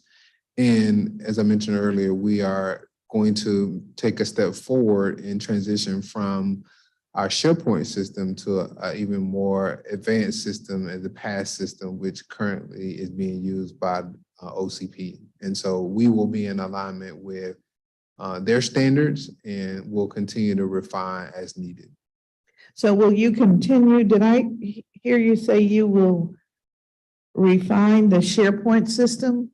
Yeah, Is that so what you're doing? currently, the SharePoint system that we use to digitize documents is specific to DCPS. And we're going to make a transition from SharePoint to PASS, which is currently being used by OCP. All right. So are you in any way working with Octo?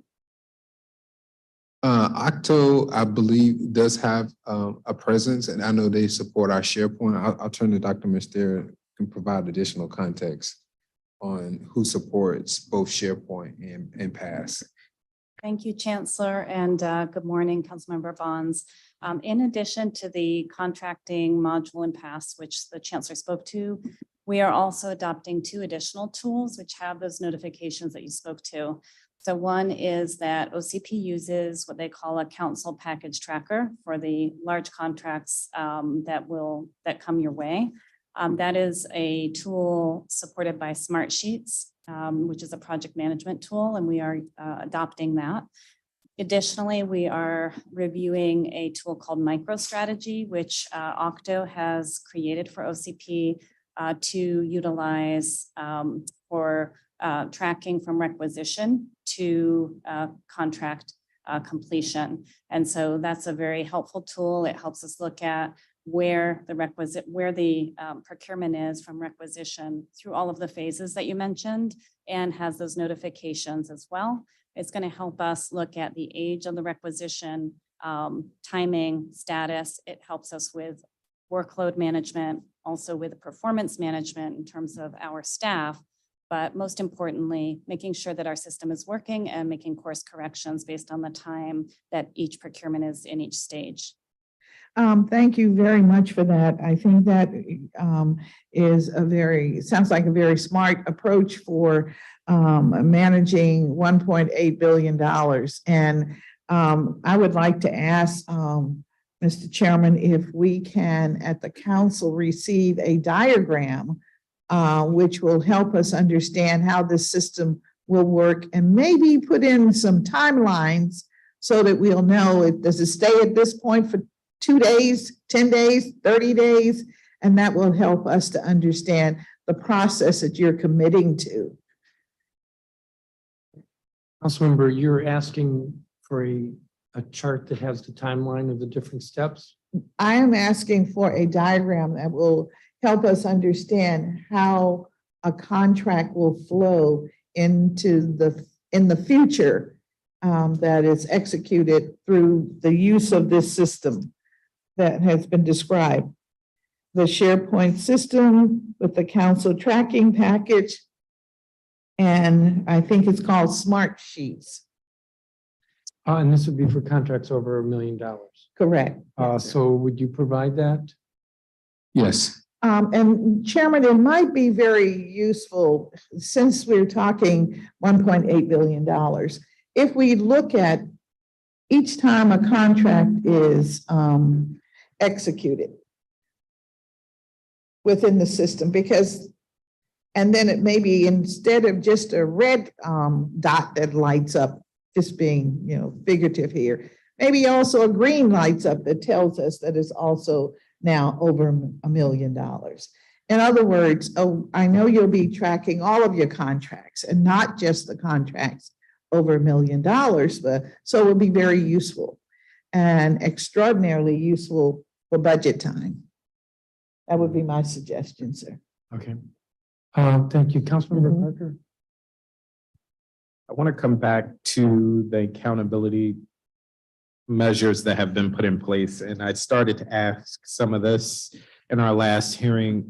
Chancellor, I know you can't discuss specific names, but it's my understanding that some people that were in the, let's say, DCPS procurement office are no longer there. Is that right? That is correct. And how many people are no longer there that were in the DCPS procurement office? Well, there are currently 9 vacancies. There are currently individuals on leave as well. And they are on leave, I'm assuming, as that audit or investigation is underway? Yes. Yes, okay. And my concern, and all of that seems appropriate, I just would say, my concern and worry is that all people that should be held accountable aren't being held accountable. And we have no way of knowing that because we don't have the information. And so what I would want to have happen is 3 people get slapped on the wrist to say, you're the fault of this, and people with higher salaries or perhaps higher titles get to switch positions and or are not held accountable. So how can you assure me and the council that DCPS is doing its due diligence to actually hold every actor that played a role in approving $250 million worth of contracts as you are going through your investigation? Yes, so again, I think we have acted on what we know today. And certainly there may be more to learn from our process. We're working through that as quickly as possible. We are committed, as I shared earlier, to sharing the outcomes from our investigation and sharing conclusion of what we learned and what actions have been taken. I think we'll need to continue, or I'll need to continue to consult with our general counsel on what we can share publicly about a disciplinary action, as we know that many of those actions are often very confidential. Okay, so what I'm hearing you say is part of that internal report that we'll get in August or by August will include information around what accountability steps have been taken and against who, and be assured that this has been taken very seriously by the agency. Yes, and it's something that certainly take very seriously, and we'll consult with our general counsel on the level of detail and specificity that we can provide. And again, I want to be clear, though, that our investigation does include all levels of review. And so I just want to be responsive to this thought that it is limited to select individuals. Yep, I appreciate that. I just know how these things can go sometimes, and sometimes, and I'm hoping I'm wrong here, the people, I'm trying to figure out, some people are held accountable while others get off. I'll just put it that way. And so I will look forward to getting more information on that. I did want to come back. And Councilmember, if I can speak frankly from it, I can assure you there is no scapegoat, that we and I take this very seriously and committed to a thorough review. Okay. Okay. Just a more broader audit or investigation into DCPS spending. So this is tangential to what we're talking about because we're talking about sheer process, and DCPS did not follow the process. There is an investigation underway. Is there any audit or investigation into spending, the dollar amounts, the quality of services provided? Because something Councilmember Bonds was getting at that I think is a very valid concern is, how do we even know that services were provided? And I know there was a back and forth there, but that was a question that was also asked. More broadly, as part of these ongoing investigations, are you all doing an internal review in DCPS on DCPS spending and its impact on student learning? Yeah, we always do. We as a part of our process continue to evaluate our return on investments and the services that we provide to support student achievement, but also And other areas. So what does that mean? So for example, due respect, that seemed like a canned response. Correct. So to give you an example, we, for example, recently changed our curriculum for our early childhood programs for our 3-year-olds and 4-year-olds. Upon evaluation, we determined that our students were not acquiring at the skills for both math and literacy that we believe are needed for them to have all the prerequisite skills to transition into kindergarten successfully. And so we have established a new curriculum that we will be implementing in several phases beginning this upcoming 23-24 school And that year. totally makes sense, but that is a curricular decision and choice.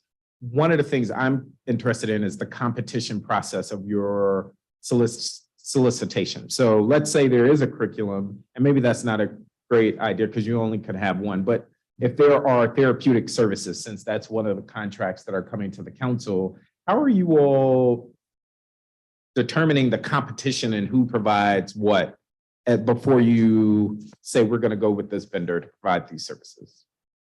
Yeah, so in terms of our academic outcomes, we review those regularly In terms of services, we get feedback in a number of different ways. So I rely a lot on the feedback I get directly from the focus groups, opportunities that I have with both students. But and staff. specifically in the contracting process. And so I'm hoping this is going to be part of the new contracting process. Is there a competition review? Some folk would say, we want 3 vendors that provide similar services, and we're going to choose one. How are you assuring that you all are not just picking the first person that comes by or someone's friend? What is the competition review in that process? Well, there's always competition and a review process for the bids that we receive when we. And so what does that look service. like currently, and what do you anticipate that looking like in the future? And what I'm getting at is the spending at DCPS.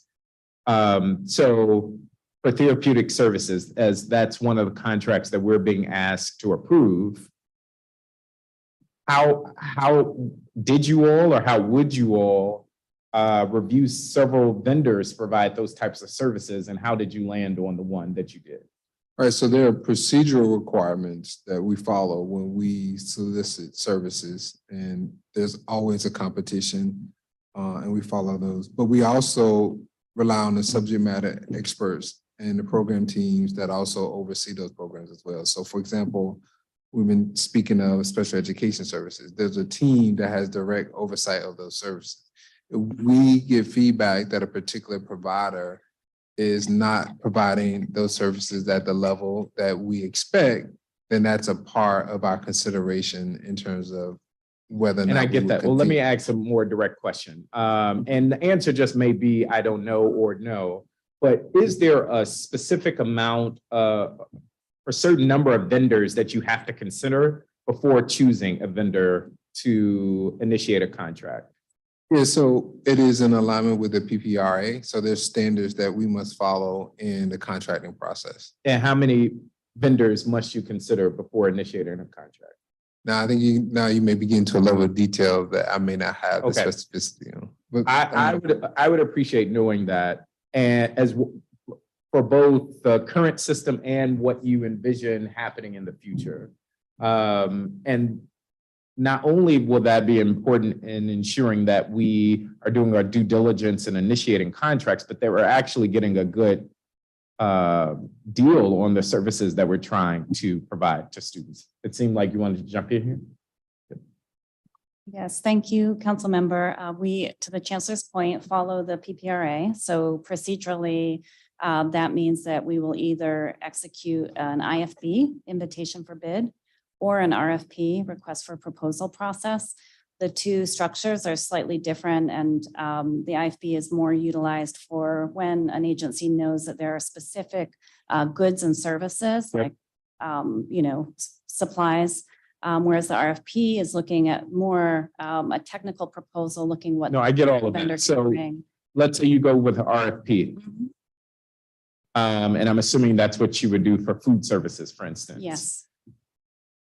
Do you have to consider a certain number of providers before saying we're going to go with Sodexo? So what the law requires is that we have the competition open for a specific period that allows vendors who are interested to apply the opportunity to do so. It's 14 days for IFBs and 21 days for RFPs. During that time, any vendor who submits a bid or creates an application, if you will, does so. And then we're required to evaluate all the vendors who come forward. We assemble an evaluation panel, again, in alignment with PPRA requirements, and we follow every step of that When competitive you process. submit the information that the chairman is asking, can you provide that? How many proposals you received for each of those? So I believe there are 6 outstanding contracts. I would be interested in knowing if you landed on contractor X, how many others submitted a proposal? Understood. And any details you've provided. Absolutely. Thank you. Mhm. Thank you. Thank you, Councilmember Parker. Councilmember Henderson. Thank you, Mr. Chairman. Such excellent timing on my part, walking in. Chancellor, I want to go back to talking about food service, which is where I left off before. So my understanding is that the RFP reopened on May 11th, requesting substantial updates regarding subcontracting and transition pricing that was due on May 22nd. Has the solicitation or the RFP officially closed at this point? I believe the dates you gave are accurate. We did have to go back out and we modified the subcontracting. I don't recall the exact date. Dr. Mister, do you have the exact date of when it closes? Yes, we did have the initial closure date for the 22nd, and then we extended for a small window, I think a 5-day window in consultation with OCP. So I believe it closed just a couple of days ago, but it is closed currently, as the chancellor spoke to.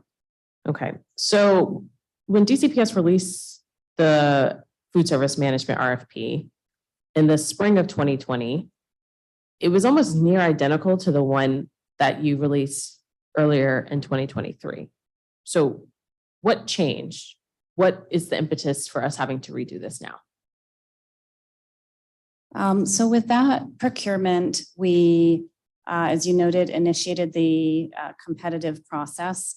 What changed was that we reviewed the requirements of the procurement and received additional guidance in terms of USDA regulation that allowed us to update the procurement scope, the solicitation scope. And that is why we reopened it, because it was substantive enough that we were given guidance from OCP that it made sense to extend it, excuse me, not reopen, but extend for the time frame that we just spoke to. And it did close on May 26th after that extension. So what are we hoping for different from the vendors that we're not getting now?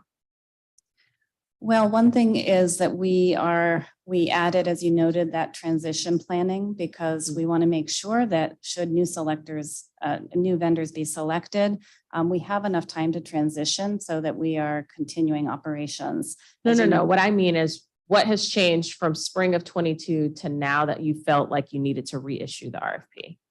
I see. So I would say what changed is we did a review of the scope of the solicitation in consultation with OCP to ensure alignment with Let me rephrase my and the question. updated legislation. My understanding is that we were in the midst of option years for the vendors that we already have. So I guess my question is, why are we going out to recompetitively bid? What happened? I think we're going out now because we're at the end of the term of the contract. Okay, that's what I was trying to get at. Yes. So will DCPS award these contracts in time for the July 1st expected date, which is summer school? So we expect to award the contracts this summer, but what we will do is have that transition phase that we built into the most recent amendment in order to, again, ensure that the new vendors who are selected have time to scale up for school year startup while we still have services during the school year, the summer school program. And so we're looking to extend for a brief period of time the 2 contracts in place to, again, give us that bridge for summer school programming. Okay. So the council has a recess. This contract is over $1 million. I don't want to be back here in the fall over this. So are we working backwards to make sure that we get the contract in time? And it's not one of those situations that we've had in the past where folks say, if you don't approve this, the kids won't eat. Because we've had that happen before. Yes, we absolutely are. That has been part of our procurement planning that we've discussed in terms of building in the timelines of the council calendar. So you should expect to see that absolutely before recess. Okay. Are taste tests part of this RFP? And I'm saying that as someone who's eaten school lunch, y'all need to taste test some of these vendors. Yes, I believe taste tests were included as a component of the process. Okay, great. And so, Chancellor, you said that you guys are doing this in consultation with OCP in terms of best and final offers and then, executing the contract. Will that happen on the DCPS side or will that happen on the OCP side? It will happen on the DCPS side with consultation and assistance from OCP. Okay. So, Chancellor, I guess one of the bigger questions I have here, and we talked a little bit about this last week. Well, not we didn't. I provided this in terms of testimony. The remedy in terms of what happened with the 36, right? I think for some folks, my colleagues, folks in the public, they see the fact that DCPS didn't follow the law. They see the large amount of money. I was just in a meeting with people who are not related to education at all. And they were like, 270 million. They knew that part because of the news. And then what you hear though from folks is, well, what is the level of accountability that's going to happen there? Who is going to be accountable for DCPS not doing so, but also ensuring that this behavior doesn't happen in the future? My colleagues have a proposal around taking away independent procurement authority. I've been on record saying I don't think that's the appropriate mechanism here. But do you all feel like there has been enough accountability for what has happened, for what has occurred? Well, I think for me, I think there's still more to learn. We are in a review process that we do have some early indication of what we believe happened, but I think there still needs to be more review time.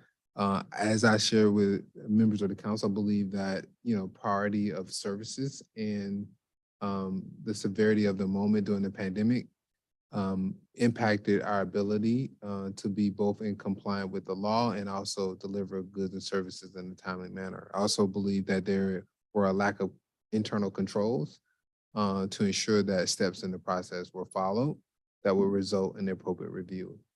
Those changes and corrective actions are already in process. I am confident in those actions and the actions to be taken going forward that we'll be able to deliver on those services and goods, and also, again, be in compliance with the law. I do worry, as I shared with members of the council last week, that a change in operations to OCP, while we certainly honor and respect their work, could be problematic in a number of different ways. And one example I pointed out is just the changes in the way the fiscal year and the school year operates, and the way we need to, procure and provide goods and services are quite different and unique, I think, than any other agency. And also the volume of contracting that occurs from our individual schools, which our centralized team supports as well. And I agree with you on that front. I think the struggle it's hard to defend y'all sometimes. It is. It's really hard, especially in sort of the face of this. And then also in terms of whatever the corrective action and accountability. I know some of it is personnel related, and so folks don't necessarily have the benefit of that information. But you talk about there needing to be internal controls. Clearly, internal controls broke down. And who was responsible for that? Are they still employed at the DCPS? Yes, sir. Again, as I said earlier, we're still in the review process. We have already executed on disciplinary measures. We'll continue to do so. As I shared with Councilman Parker, that includes a review of all individuals involved at all levels. And as we learn more, we'll act accordingly. Okay. Do you feel like some of this, in terms of the breakdown, may not have occurred if the staff was working from home? I don't think remote status was an impact. I do think that in the business sector and the types of jobs and roles that are part of this team, we're in a labor environment now that many of those individuals do work remotely primarily. I think when we transition from sole remote work to in-person status, people did find other jobs and other opportunities because they could go to other sectors and industries where they could work remotely. Is this team remote now? So this team works on the same standards of operation as all of our central services team in terms of their work schedule. And that's required. There are required times that they are expected to be in person. Okay. I don't really have enough time to get another question off, but thank you.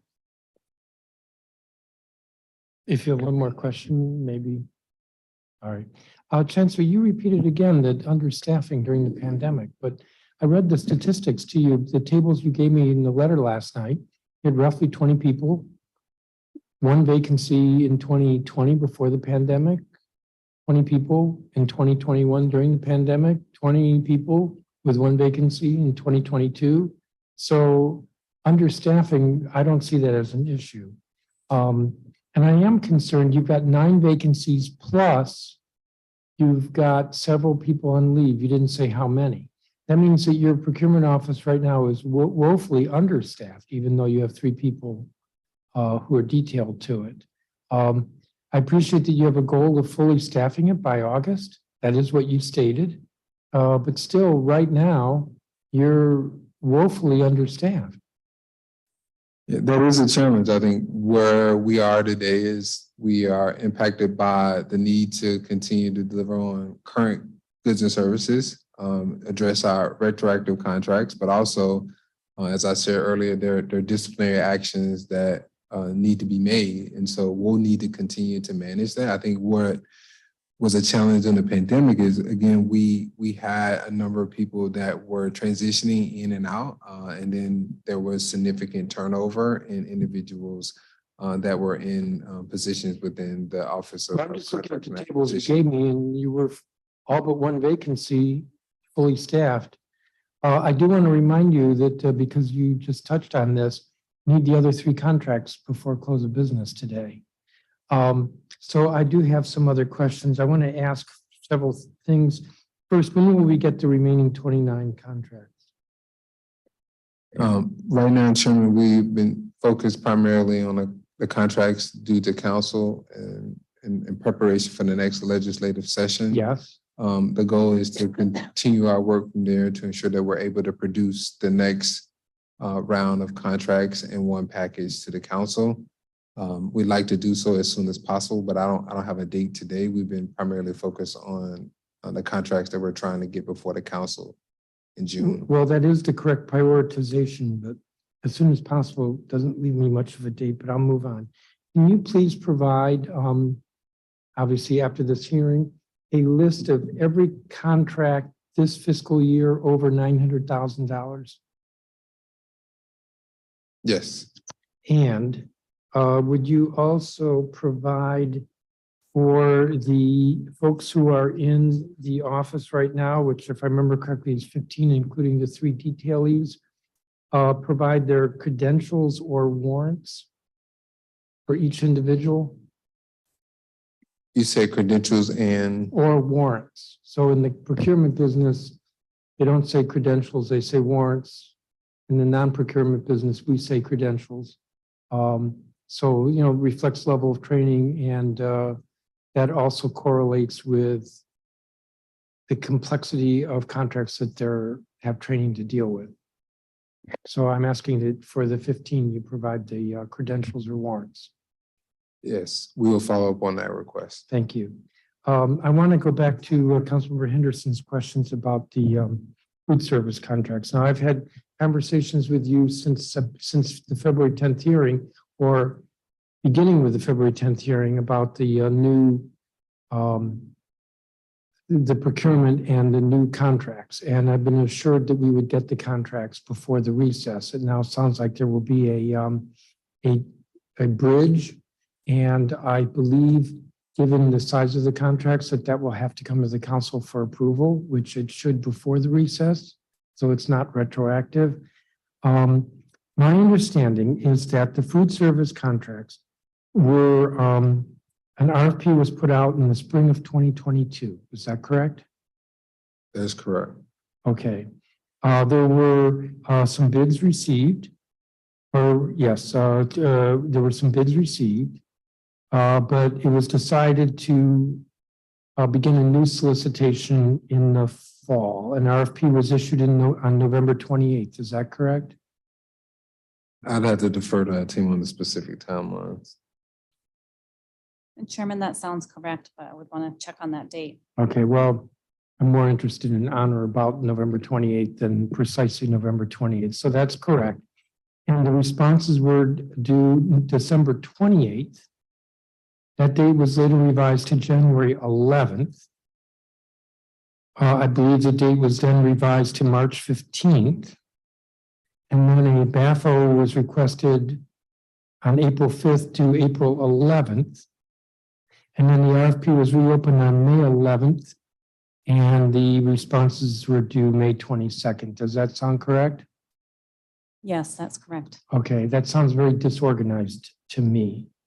Now, last year in the RFP, the one that was issued in the spring of 2022, taste tests were required. Is that correct? Yes, And in the November 28th RFP, that is the new RFP, taste tests were not required. However, taste tests were added as a requirement on March 2nd. Is that correct? that is correct. That sounds a bit disorganized to me. So just to digress for a moment, if taste tests were important a year ago and were important as of March of this year, why were they not in the RFP in November? Chairman, when that was raised up, we did review that with the team, and that was when the addition was made. I can't speak to why they were not included in that interim period, but we corrected that immediately, to your point, and so they were folded back in. So BAFOs were required in April, were requested in April. Why were, and BAFO is best and final offer, I emphasize the word final. Why were best and final offers requested in April only for them not to be treated as final since the deadline was subsequently moved to May 22nd? At the time, they were expected to be the final offer. As we noted, we have been reviewing all of our procurements with OCP. And so we were provided additional guidance related to that solicitation.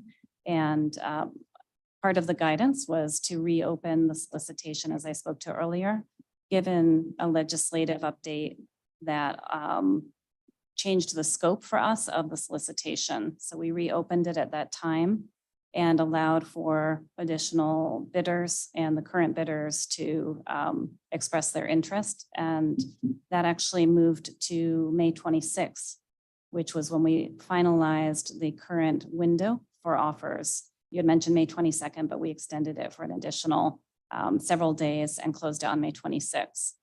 And at this point, we're moving forward with the procurement window being closed, or the bidder window being closed. You mentioned, Dr. Mastera, a legislative update? Yes, so we reviewed legislation with OCP and OAG related to guidelines for food service contracts. And based on that update, we made a substantive update to the solicitation to allow for the applicants to be reconsidered in terms of the frame of the new solicitation. Was this something the council adopted this year? It was not legislation from council. It was the federal legislation related to food service programs. Now, you said a council update. If I did, I misspoke. My apologies. Maybe I misremembered. You said a legislative update? Yeah, a federal understanding of federal legislation related to food services. And as part of our review of that procurement with OCP, we identified that based on that federal legislation, there was a substantive adjustment that we needed to make for the procurement to move forward. Was this something Congress adopted this year? I don't believe so. I think it was existing legislation, but again, with a review, we identified it and updated the scope of the solicitation. All of that sounds good, except the current contracts are in their final option year and expire June 30th. Yes. And in my last round of questions, I asked about these tables and to explain it, and the answer was that the office identified is not what I thought the contracting office, but is in fact the program office. So what's the program office doing that in November they don't understand what the federal requirements are? Well, I wouldn't say that it was that the program office did not understand the requirements. What I'm speaking to is the undergirding legislation related to food service programs that impact the solicitation process. So this again was something that we identified in review with OCP with their expertise not related to the program office, but rather related to the way in which we administered the procurement to So then ensure that comes alignment. back to the expertise in your office, meaning the Office of Contracts and Acquisitions. The fact that they are responsible for the procurement, but they don't understand the procurement requirements, because that's basically what you're saying.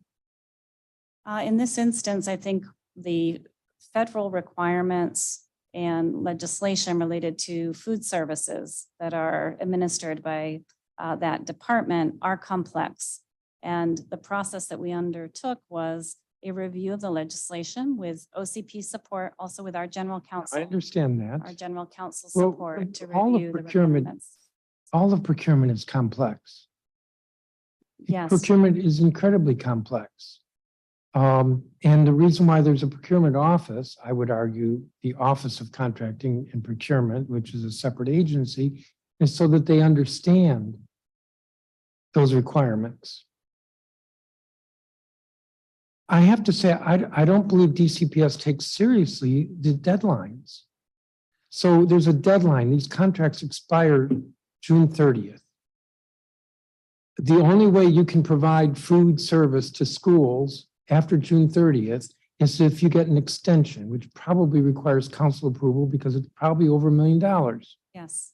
But really, you should have new contracts, which the chancellor has promised me month after month for the last 4 months. But I don't think it sounds like it's very serious because you've changed the RFP deadline, the response deadline, from December 28th to January 11th to March 15th to April 11th to May 22nd to May 26th. I don't think it's taken seriously. And then there was not new federal legislation. Instead, somebody decided to reread the federal requirements. That's not a bad thing, but they should have reread them before November 28th. Am I wrong? And so it's not the program office you're saying, it's the procurement office, which is responsible for understanding this stuff. And so here we are, once again, and if I sound a little angry, I am a little angry here. Here we, the council, are once again up against a deadline on food service contracts, which you know are controversial. You know are controversial.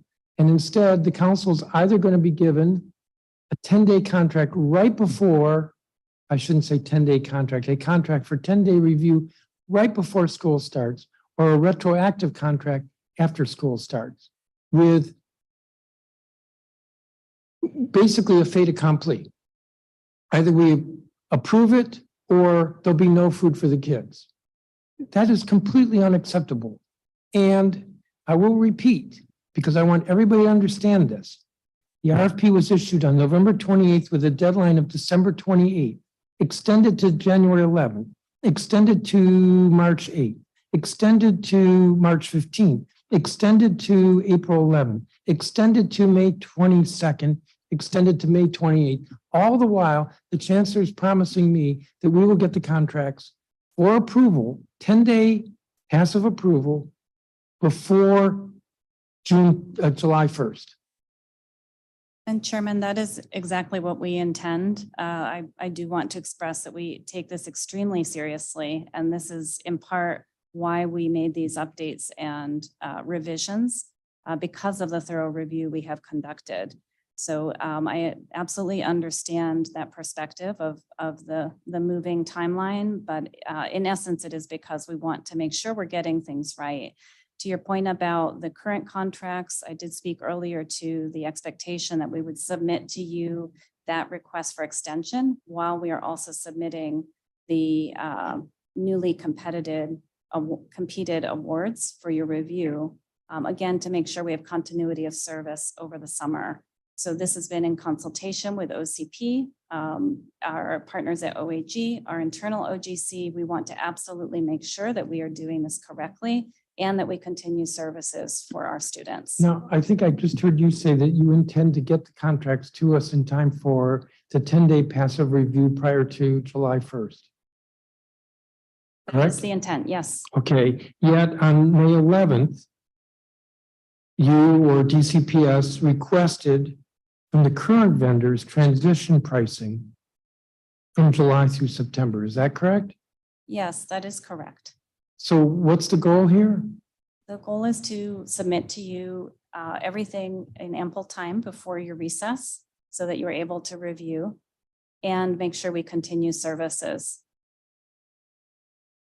Well, the deadline before our recess is July 3rd. Yes, Which, so our- by the way, is after June 30th, which is when the current contracts expire. So maybe a couple of days is not retroactive, but anything longer that becomes a retroactive contract. yes, understood. And we intend to submit in June with ample time before you disperse for recess. So we are But I on track wanna- for that submission. I want to repeat, and I'm not going to list a half dozen different deadline extensions. DCPS released a near identical food service management RFP in the spring of 2022. So there really was nothing new here, or little new. And included was, and this is just a minor point, taste tests, which were left out of the November 28th solicitation, but then added back in, which required an extension of a deadline. So it's not just that you've extended the deadline from December 20th to January 11th, to March 2nd, to March 8th, to April 11th, to May 11th, to May 22nd, to May 26th. But you also had the opportunity to build the November 28th solicitation on the last spring solicitation that you pulled back. And even then, you didn't get it right. For instance, with the taste test.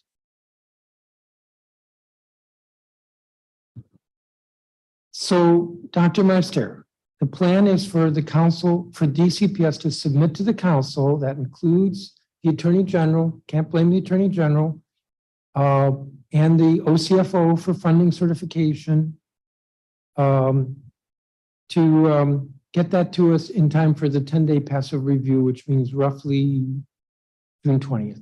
That is correct. And yet at the same time, you're going to have transition pricing from the current vendors so that you can extend the current contracts. Yes, that is correct.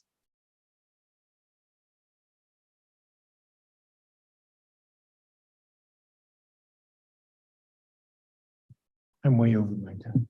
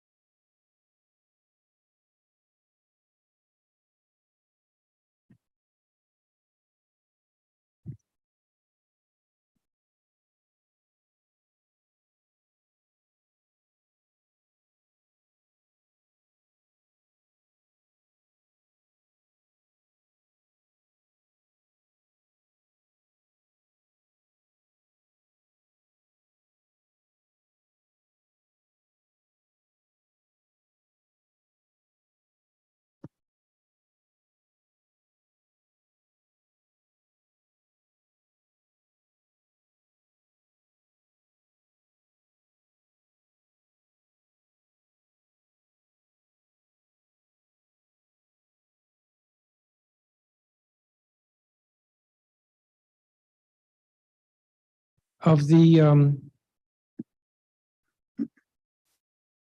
29 contracts we haven't gotten, do all those contracts comply with CBE requirements?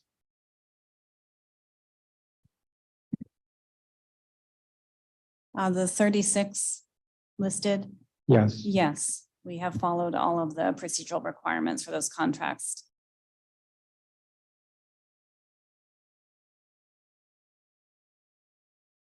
Was a clean hands check conducted before the original contract awards? Yes, in every instance where there's a clean hands needed, the clean hands check is conducted and we have that certification. Now, this is for the 36. We're talking about all 36. Yes, we have followed those procedural requirements. Certainly we're, to the chancellor's point, assembling the packages for the remaining, it's actually 19 contract contracts, which make up the remaining 25 listed. So- 29. So we have, You're right, 25. so yes, to answer your question, we have followed all of the procedural requirements to create those initial contracts. And is some of this, how do I put it, going back and cleaning up the record? So as you've identified the 36 contracts. 11 of them, assuming we get the 3 today, 11 of them will have been approved as of next Tuesday. Of the remaining 25, is it getting the clean hands to get the package to send it to us now, or the clean hands was done at the time? I was speaking to the clean hands being done at the time, which I understood to be your question. And certainly as we have with the retroactive packages we've submitted, we will update all of the required documents for these additional packages as is required before they're transmitted. I do think that for the 25 that have not been sent, and I'll reiterate that I want them sent as a group, that it's worth working with our council on what needs to be submitted, because for a contract that dates to 2021, and the list I have, none of them are earlier than fiscal year 2021. I'm not sure how relevant is it for us to know today that there was a clean hands? I mean, I don't know. I just want to say that it's kind of a mess to be approving a contract today for a contract that was completed in fiscal year 2021, but it is my sense that the council does need to approve it. So I think I'm offering that you work with council to identify what needs to be submitted. Thank you, Chairman.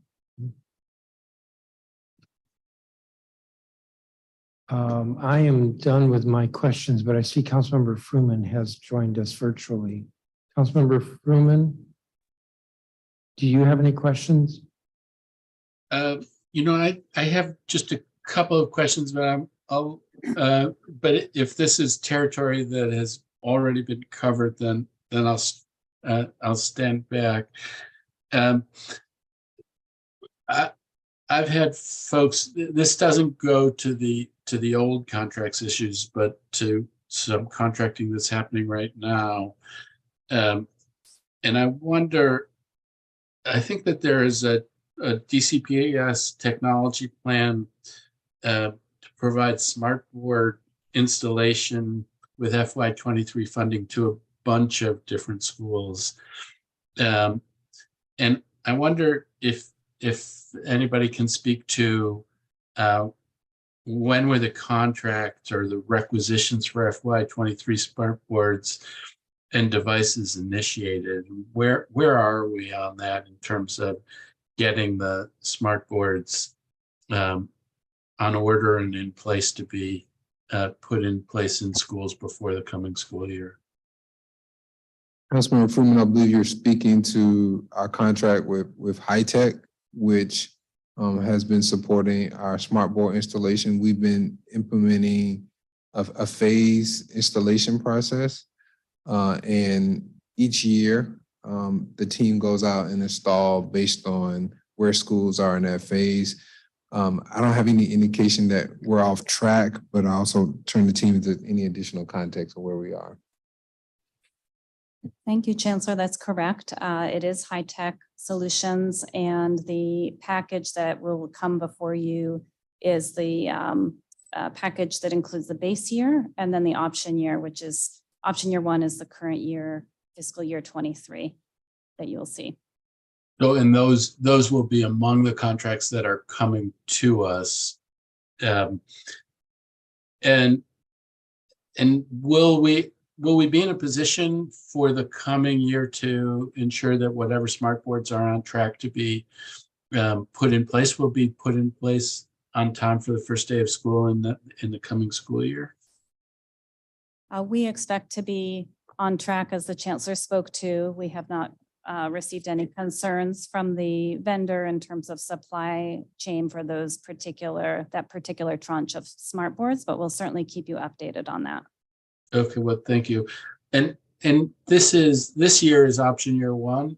Is the next year, is there an option year two, or what's the shape of the contract? The chancellor spoke to a phased approach. How many years will that phased approach take?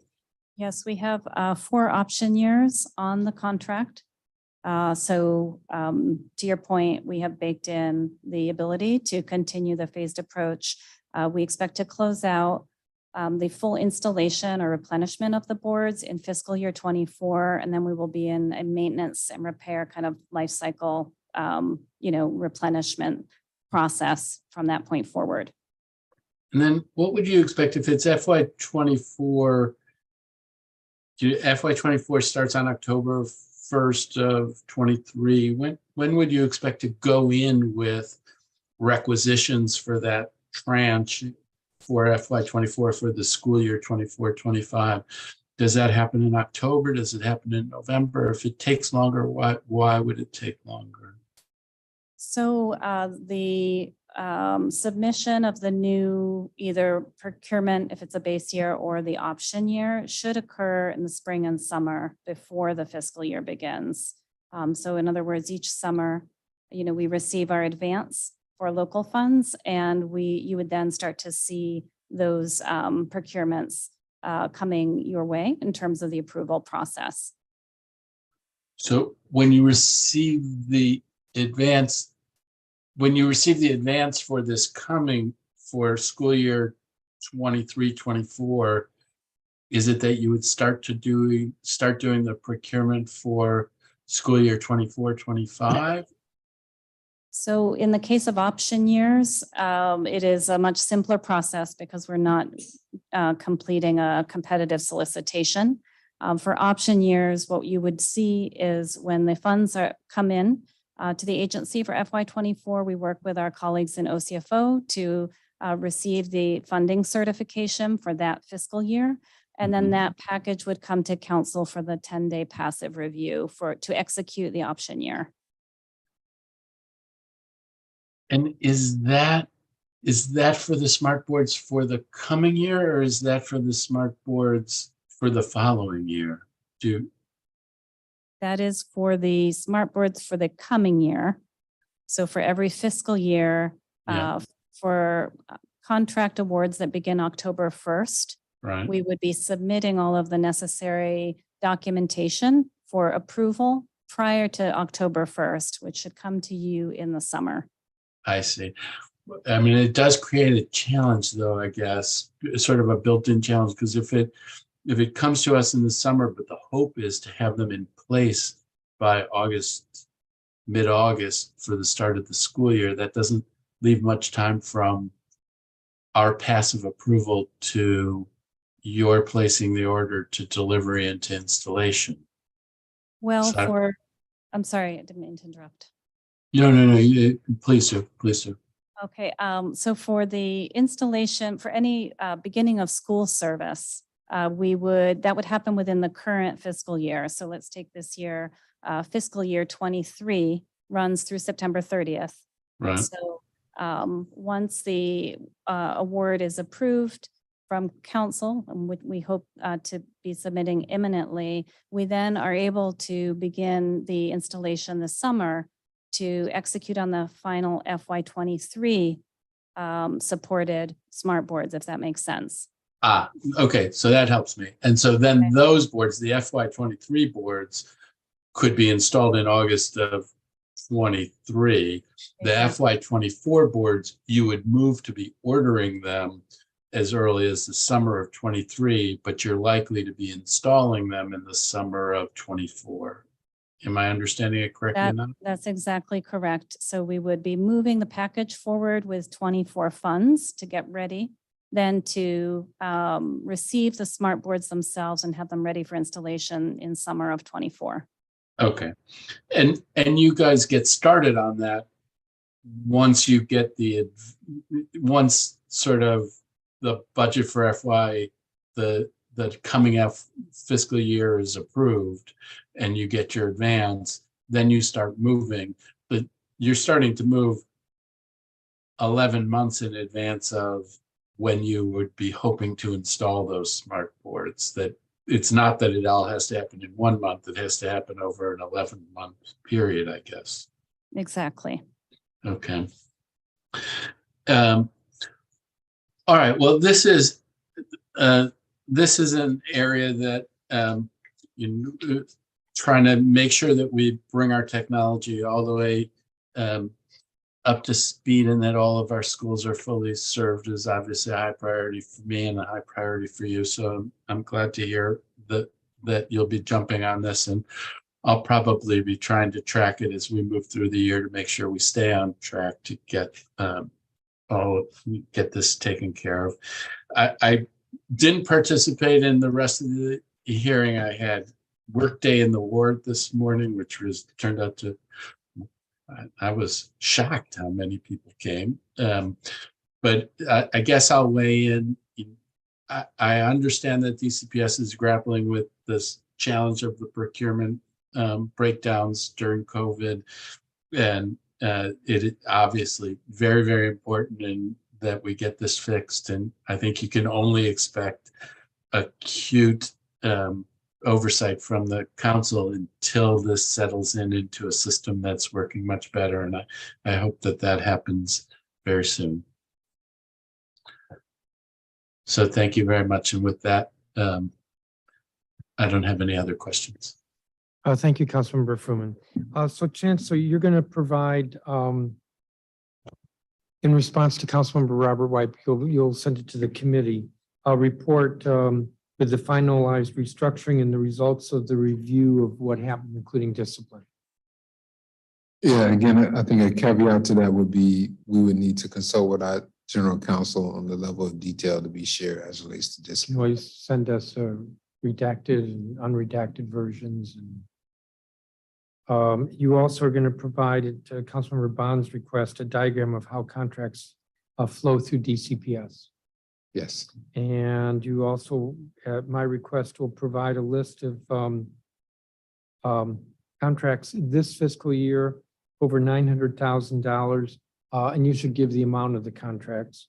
And then also provide for the current employees in the contracting office, their credentials or warrants. Yes. And I believe that's everything we requested of you. That's going to conclude this hearing. Thank you, each of you, for your testimony. Actually, Mr. Saunders, you're looking kind of lonely and ignored there. I'm hopeful you will take back concerns about OCFO's role in ensuring that contracts are approved before the purchase orders are entered. Definitely. As I indicated at the beginning, the record for this hearing, it will close at 5 p.m. on Wednesday, June 14th.